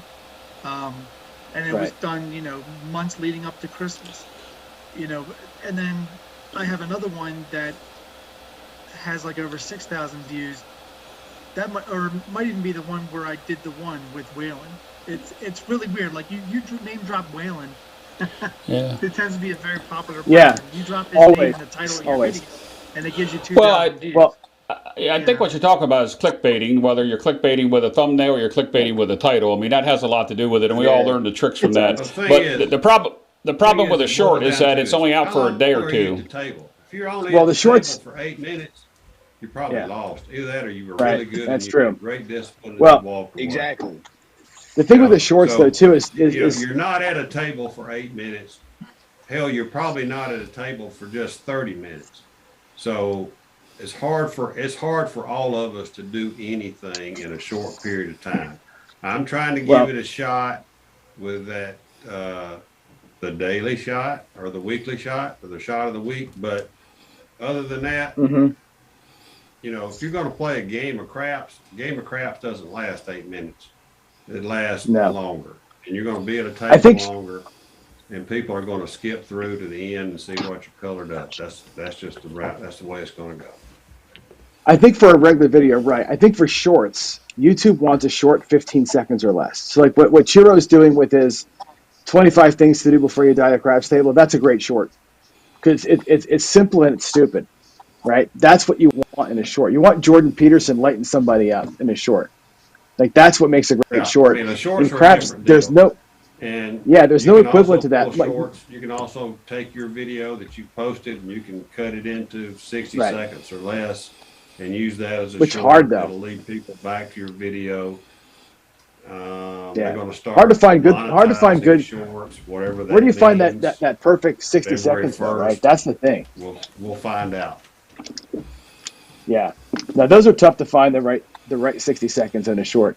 The only two I ever did that were any good was the one where I had the dice lay on top of each other. That one made a lot of views, and the stupid one I did in the dark when I lost power that night. And I took a 10-second one shot in the dark with a flashlight. Like completely it's stupid videos that had nothing to do with actually playing craps are the ones that blew up. And that's why I don't do them because I'm not that kind of a video guy. Well, I mean, let's. And then the other one is craps beer pong, where I played beer pong with dice. Right. Now tonight, the one of you sitting on a chair flying like an eagle, that's going to be a great short. See, that's perfect, right? Let's switch. Let's switch just a second, guys, and let's just stay on basically the same subject. But Cajun Craps puts in here. Seems like Craps 101 isn't being covered much lately. Things like common terms, etiquette, basic bets, etc. Strictly beginner stuff. You're just true. We've probably all done those, and I think that there probably is a place for that. And maybe on this idea that John has, we would have a section that talks about beginning craps and so forth. We cover it from time to time, but I see a lot of YouTube content providers talking about the etiquette and the betting while they're doing one of these monstrosity, big, exorbitant, many move strategies. But you're right, Cajun, there probably isn't enough of that, and I don't know what we can do to get more people to do those, because I don't know what the demand is out there, and that's why we rely on you to give us those types of ideas. Before we move on, let me go ahead and say hello to Leon and Joe from Crapsmaster Journey. They've joined us. Leon, that's great. Craps up in the corner there, kind of shifted around on me. And right there in the center, right there, look at that. The rose between two thorns. Look at that. That's Joe from Crapsmaster Journey between Alfredo and Chris Thystesian. Good evening, Joe. How are you? Oh, switched around on me. Joe killed his audio. Well, let's move on. And he went bye-byes. Anyway, we'll get back to it. So what do you guys think about more basic videos? I mean, there was a request for it. Any thoughts on that? I think if I did them now, they would be short. Right. Yeah. Okay. I think That's it's been one done. of the ideas I wrote down. That might be the key is doing them much shorter and more condensed than everything that's out there now. Mm-hmm. Yeah, I think the thing is we're going to have to do is like address a specific question or a specific problem, like what do you do when this? It's a specific XYZ thing, and that's it has to be very very narrow, very specific. So that's my 2 cents on that. No, Yeah. I just Well, put up there what James just said. I'm gonna put it back up here. It says all strategies have a leak. Can somebody do some exposing of the leaks and how much damage they can do? The problem with that, and I get asked this all the time. I get asked to run a lot of my good buddy Whalen's strategies and make them work because they can't make them work. And then I sit them on my table and they work for me and they don't work for me. But if I put a video out criticizing somebody else's strategy, you talk about hate mail? Oh my gosh, hate mail, hate texts, lose subscribers. So we have to think about that, James. And I know there's probably a polite way of doing it. I ain't afraid but to hate on anybody. drink your brown Yeah. water. Well, I mean, fair I warning. get my I'm doing a best- I Whalen. get my best videos by watching some of the crap you guys put out. Yeah, Stop watching me then. I'm doing some. Nah, I'm doing some gets his Whalen stuff this entertainment. week. I'm gonna push out some Whalen stuff this week. Actually, I told Whalen already. He put a couple things out, and I said I'm gonna do your strategy, a couple of them this week during Coffee and Craps. And the reason why is not because I think the strategies are any good. They may be, they may not be. I have no idea. But I think, like was asked, like where are the holes? I want to take a strategy and say this sounds really good. Where are the holes? I thought Whalen's already going to give me some hate mail. So I'm going to break it down, but I also want to break down, like was asked, how do you go from Whalen showing you a strategy that's $5,000 and $300 bets and play that at human levels? And I think we forget. And I was talking to Greg about this, and he's like, "Haven't you said it all already? Like, how are you still having a channel?" And I'm like, "You got to remember. Oh no, we all have to remember this. That the 50 people watching right now, the 50 people that watch me every day on Coffee and Crafts, the 50 people that watch Ed throw live and that play with Jeff on your live rollouts, we're making content kind of those 50 people, knowing if we know it or not, that's what we're doing, because that's our core group of friends. But a lot of mail that I get is thank you for showing me that basic thing. I'm brand new to the game and I'm glad I found your channel. We got to remember that most people watching our stuff is probably new players that are catching on early. And we have to, I think being called out on that as we just were is important for us all to remember to, like, when you place a bet on the table as you're playing it and when you're rolling your strategy out, maybe make the dealer call. As we're doing, if we all do that and remind ourselves that there are beginners watching us, I think that'll kind of help. I have to, at least for me, I've got to kind of be, do a better job of that. I think Adam called us out, and I think it's actually a good call out because we can get myopic with who we're looking at here for sure. No, that's true. Yeah. Yeah, I think the thing that you guys were talking about before were, what gets you the views. It's interesting because the ones where I've come up with a strategy, I tend to actually see way more views and actually pick up subscribers. But when I do this strategy against this strategy type rollout, it does okay and it does well, but I don't pick up a ton of subscribers. It tends to lag in views as a, lower than the one where I come up with my own strategies, even if it's paying homage to those that have formed the base of the strategy. I will still give them credit for some of the information.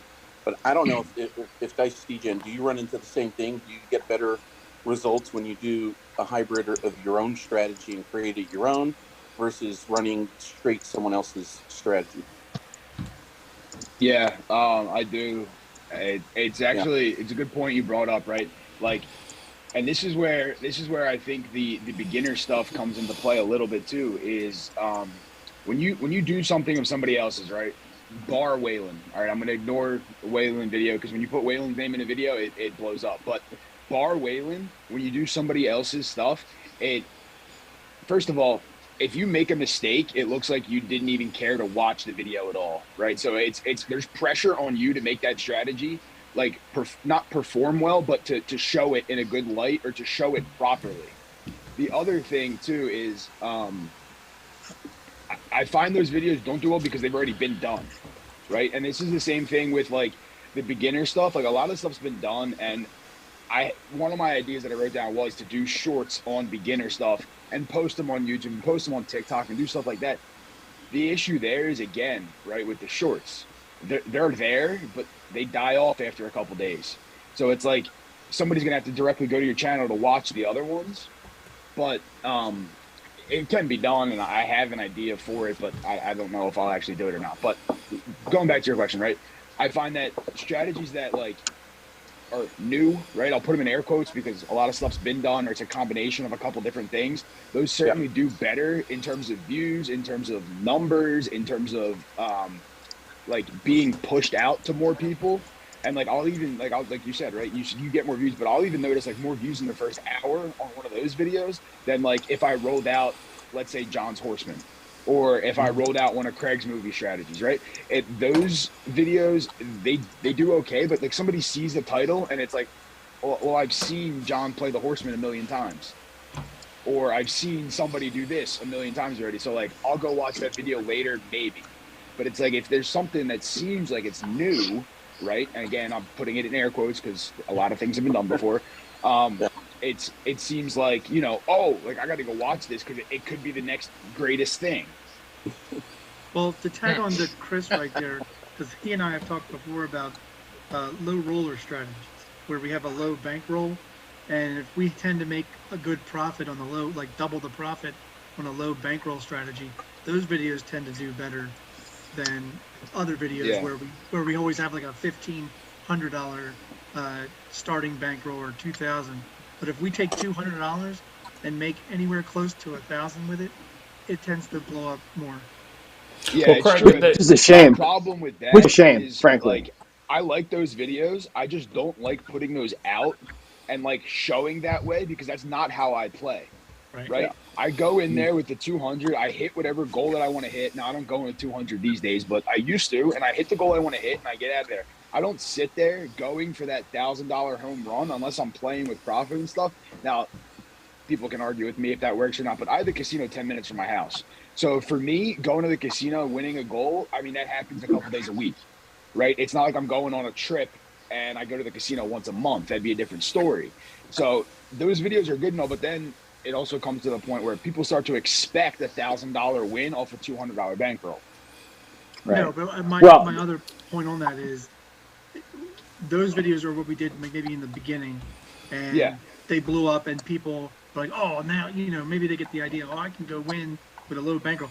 But over time, we've come to do what you're doing now, which is you've got a win goal because that is the reality. Your reality is you go to the casino with a win goal or a stop loss, and that's because you've learned over time you can't.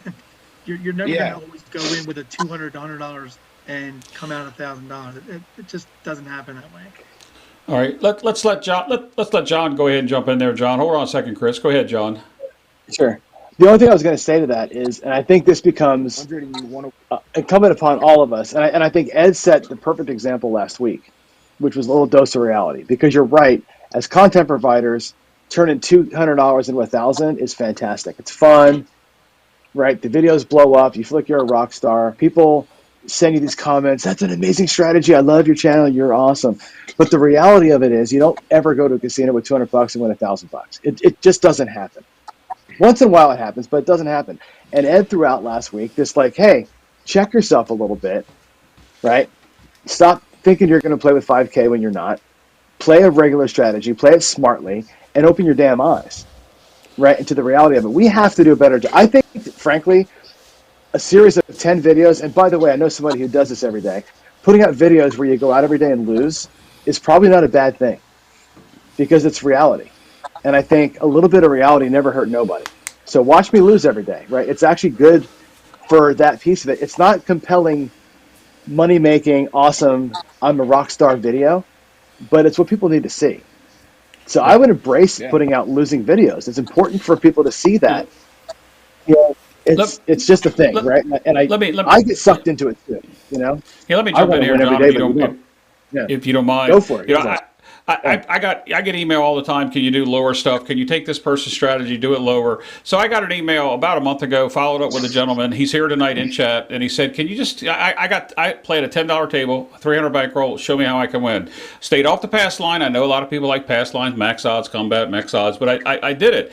So then he said, take me through the transformation. So I did a 300, 500, 750, 1,000, 1K. Do you know that the 300 and the 500 videos got more views combined?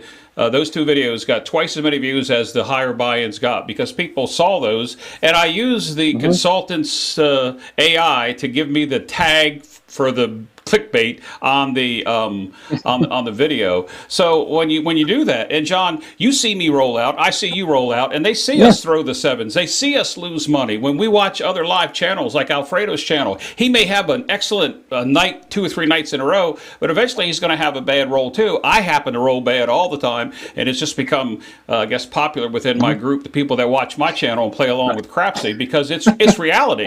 You can't win all the time, and if you're watching the channel, the best thing. No, watching you lose is my favorite thing because I love watching you lose because I lose every fucking day. Oh, there it is. There it is. I lose.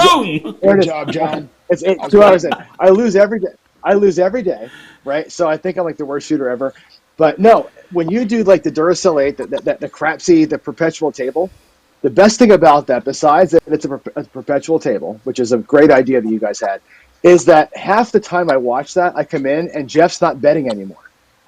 Yeah. I'm like, I tune in late and Jeff's like, well, I'm out of money, so I'm just going to roll for you guys because I suck. I'm like, that's fantastic. Like, that's the best piece of the whole show. Is that what I've been doing, John, where we both just I ran out or he ran out, and we just rolled for the next half hour, just BSing. But John, I do that for a reason. Is I hit my stop loss. You know, I hit my stop loss and I stop rolling, and I just roll out for content. Yeah, but you know, I'm going to say this, and I'm going to let Alfredo say what he wanted to say. If you're watching a channel that always has strategy that wins all the time, you're watching them reshoot that video or edit it time after time until they get it perfect. That's all I'm going to say about that. Okay, Alfredo, go ahead. Floor is yours. And if you're live, you're sort of naked in front of the world because they get to see exactly right. 100%. No matter what happens. I am. Yeah. Tell me, I have zero pride, as you know. Some of the ones that get the most views afterward are the ones where I do horrible, and I put in the comments horrible shit, and all of a sudden I get 50 more views. And I'm like, okay, I guess they wanted to see horrible, you know? Yep. Yeah. Yep. Well, some people want to see the car wreck, you know, the train wreck. So, and they're drawn to that. So let's and then, you know, if we've got a good attitude about it and can laugh with ourselves and laugh at ourselves, then that's going to broaden a new picture for everybody to come in and say, hey, it's okay to lose. It's okay to be human. You know, we're gonna screw up.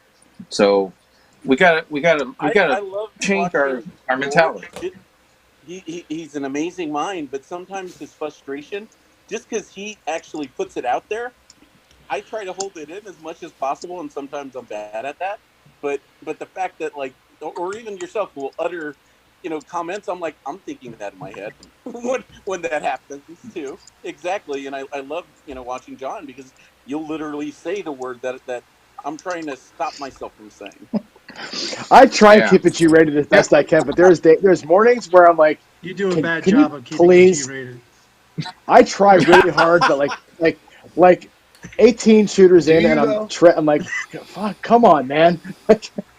You know what I mean? See, that's what people coming back though is you know, when it's you're real. tossing your pots, you know, when you it's real. it just pops out. Totally. Well, it's an emotional game. They really do. This is an emotional game, right? And I'm not going to bullshit you and say like losing, even with fake money. I want to fucking win every single time I get those dice. Right. If I play like crap, I'm like pissed. I get really mad, you know. And I work really hard to hold it in, but sometimes it just when the crapsy thing like immediately goes on to the next number. You start just like firing it one after another. I'm like, oh shit, take my bets down because the seven's coming. Craig, did you have something you wanted to say? I was just going to say you haven't lived until you've seen Big AZ break a stick. Oh yeah, I've cracked mine. It's not broke yet. It's cracked. It actually works better, correct.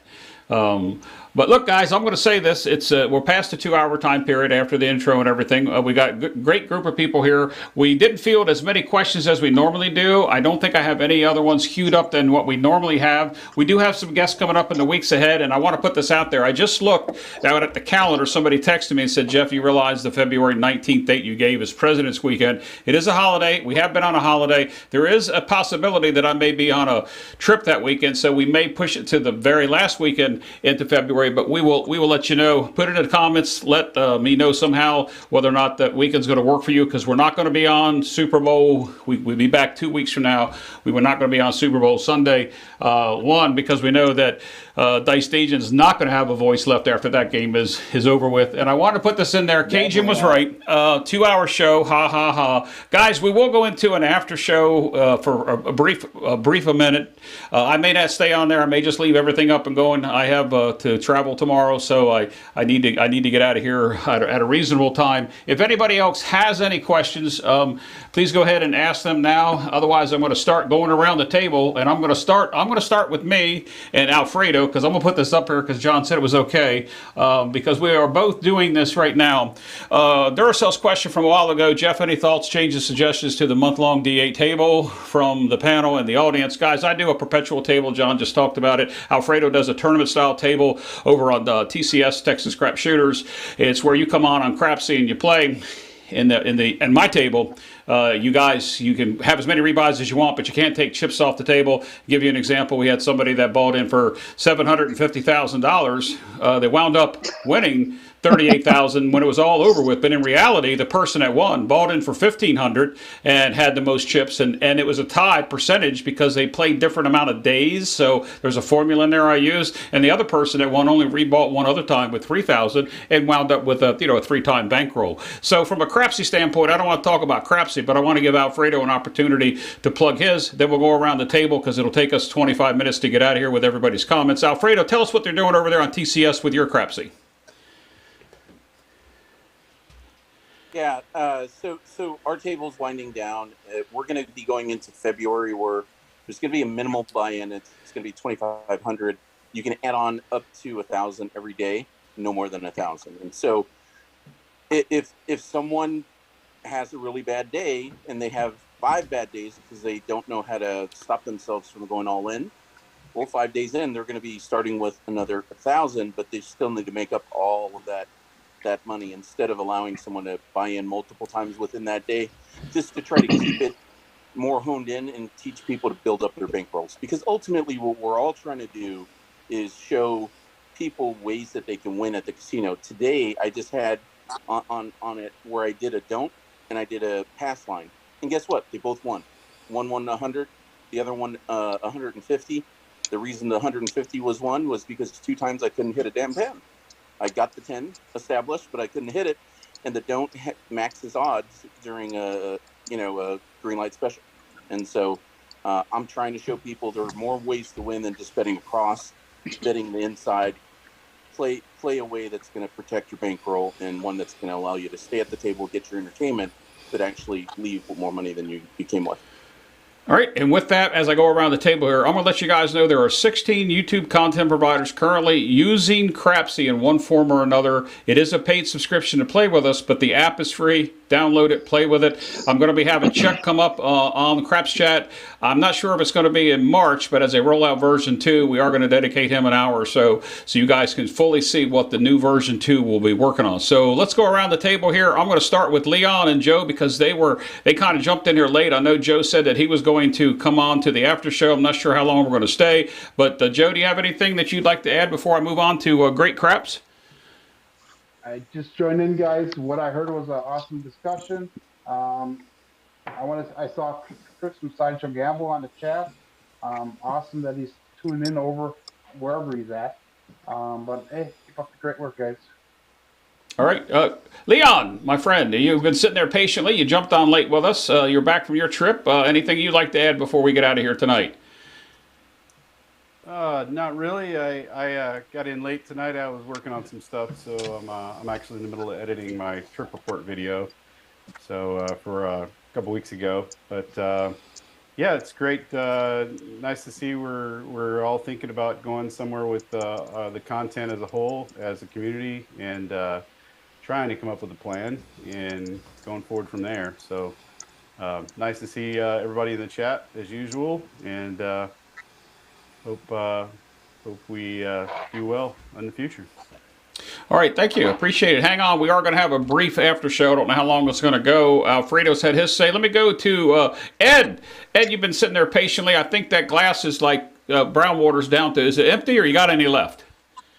A little bit left. I've done a couple of refills when I was listening to y'all, though.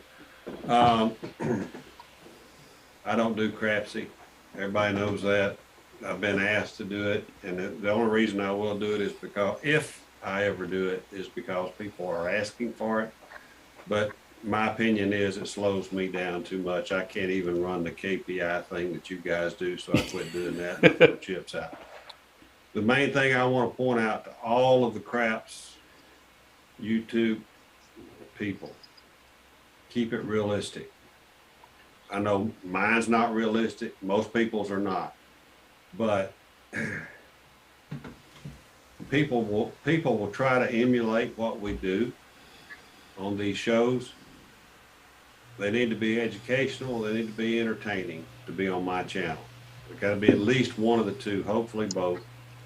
But I can screw up a table just as quick as anybody. Anybody who watched me live last Friday night saw me PSO I don't know how many times, a bunch. So be careful who you emulate out there. And we have a responsibility as providers to keep it real. Most people don't, y'all were talking earlier, people, the videos that blew up were the $300, $500, $600 buy-ins. There's a reason for that. That's what people buy in for. They want to know what they can do with $300, $500, or $600. They don't walk up to the table with $2,000 or $5,000. So the strategies that you see, we need to keep it and make sure that people don't lose money that they can't afford to lose by trying to emulate something we do on the channel.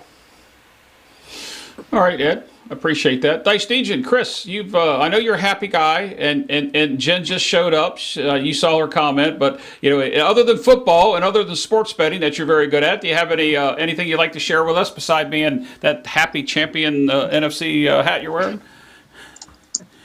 Just get ready for Jen's dance that she has to do for me. Can't wait for that. And all of you, should be a treat.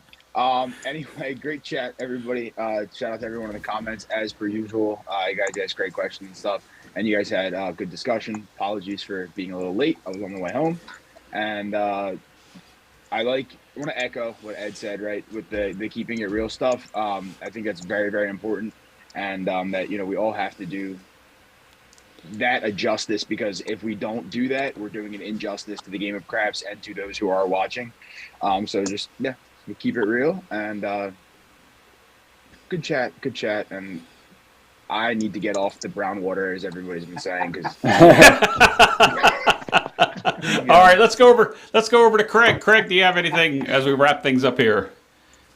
Right now, just look out. Got cameras coming in this week that Nemo and I are gonna try getting set up. Try to do more of this dice tossing that I've been doing for the past few weeks, and then sentiments same as Ed and Chris. Ed's side, I don't do crapsy either. I haven't been asked to. I don't really get asked a lot, and nobody emails me. I give the email out, but nobody emails me. That's okay. It's there if you do want to email me. It's coming. I see Joe typing now. Maybe Joe will send me an email. I'll send you one, Craig. Okay.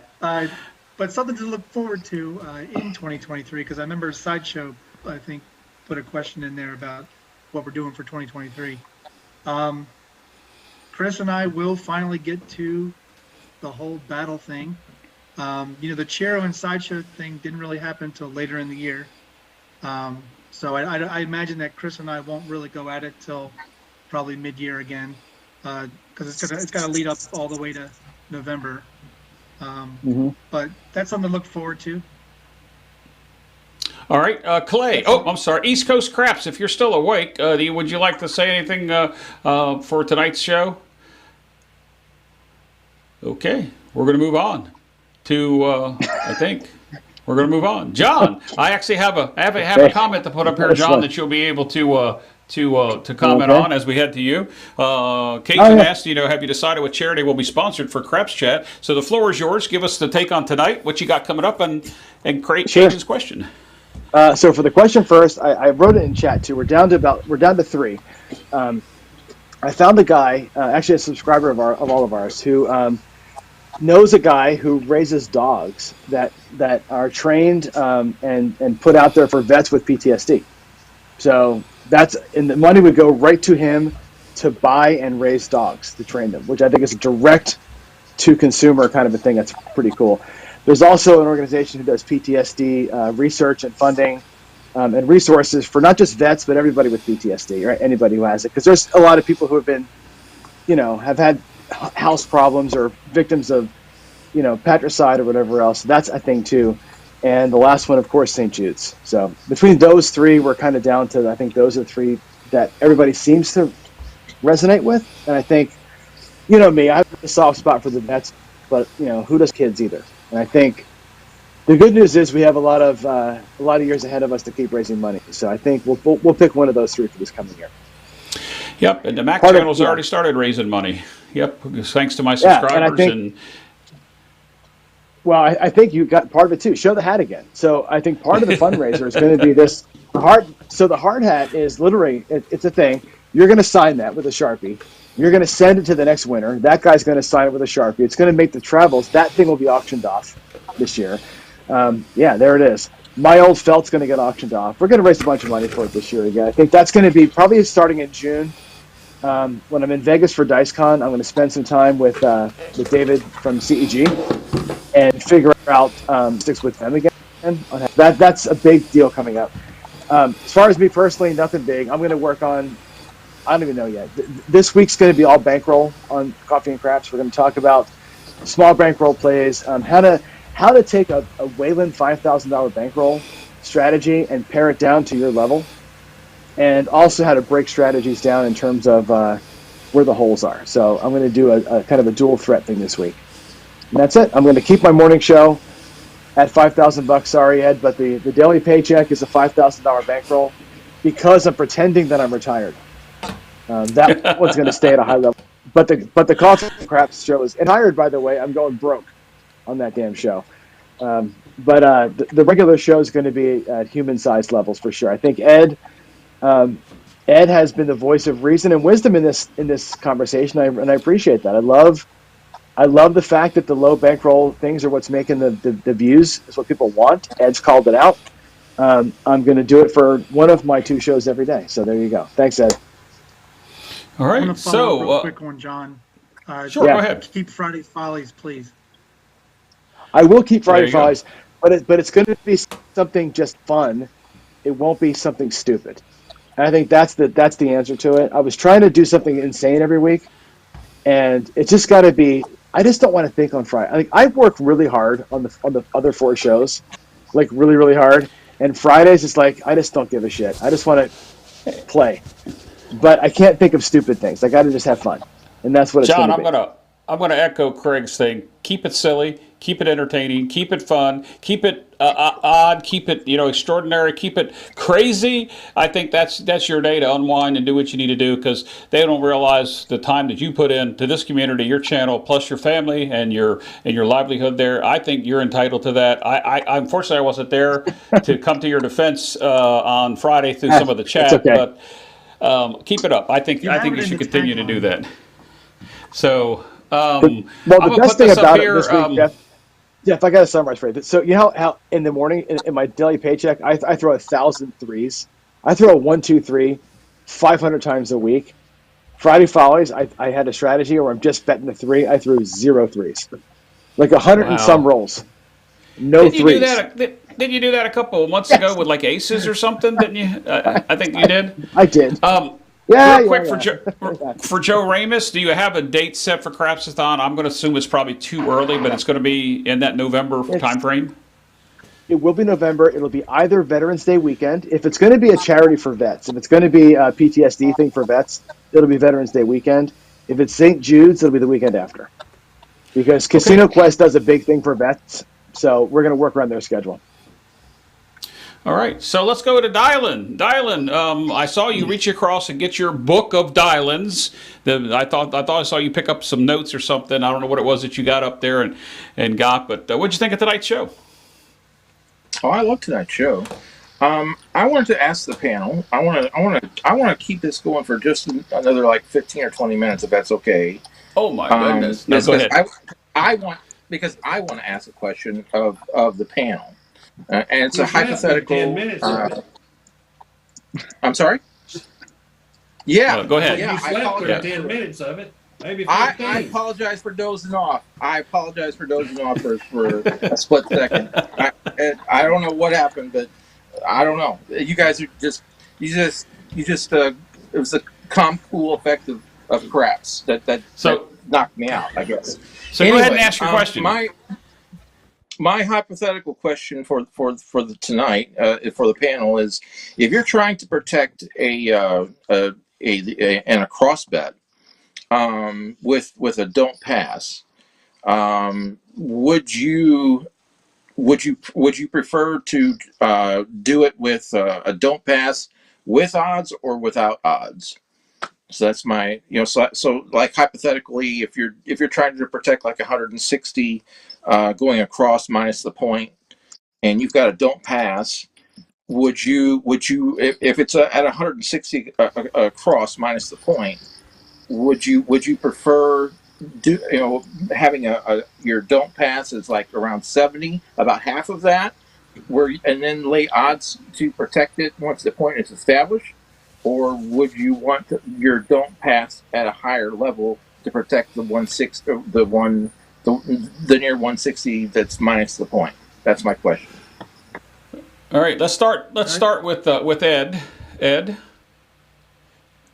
Okay, let's not start with Ed. Person to ask that question to, because I played for over 30 years and I've never bet the don't pass on myself ever. Oh, okay. That was a quick answer, never Craig. Will never have. I'll do it on any of you guys. I called it. Anytime. At any time, I'm likely to bet don't pass on any of you guys, but I ain't never betting don't pass on myself because I can hit that freaking number more than once. I know it can. Okay. Any thoughts, Craig? We'll go right down the line. It's hypothetical. Yeah, Yep. In a perfect world, I like to do a low DP, like maybe 25, 50 on a 160 across, and let the hits pay for the odds that will eventually possibly hedge it. But more often than not, I'll hit a point and knock my DP. So I don't think I'll ever, if I go 160 across, I'm not going to put $100 DP down ever. Yep. All right, Joe, Craps Master Journey. I do not play odds usually, even light side or dark side. So I'll just go straight up on DP bets if I do bet it.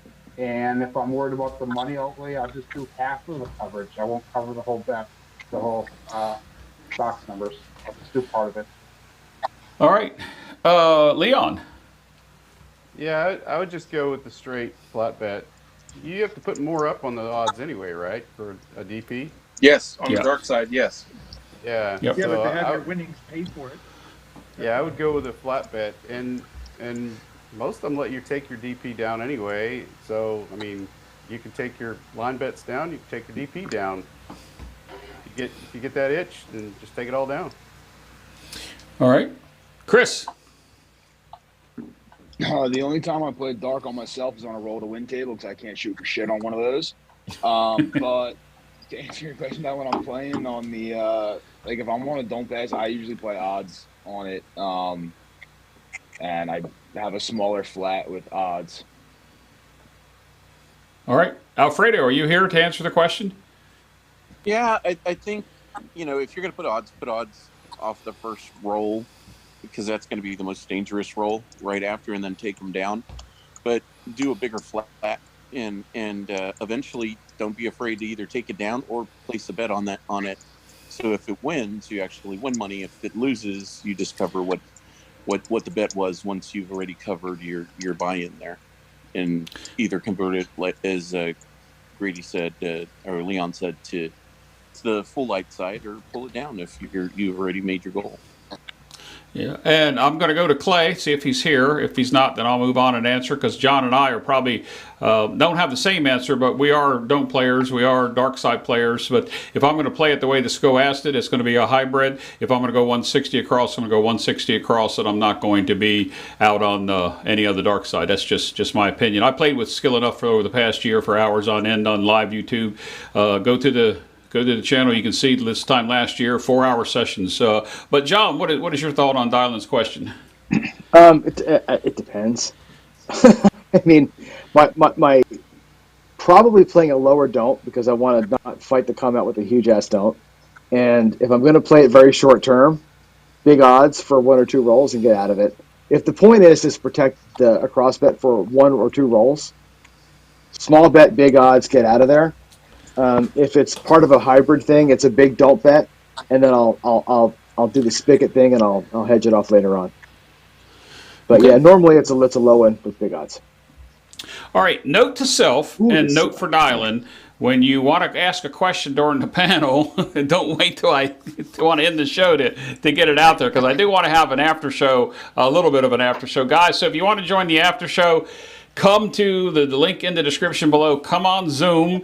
I had a suggestion to take it to a Discord talk channel. I'm not going to do that just yet, because I want to talk to John about that for future times to come. But come into Zoom. YouTube is off. We sit there. The words get thrown around that we don't typically say. John said them twice tonight, but you'll hear them much more in that side of our afterthought, our after show. So come on in there.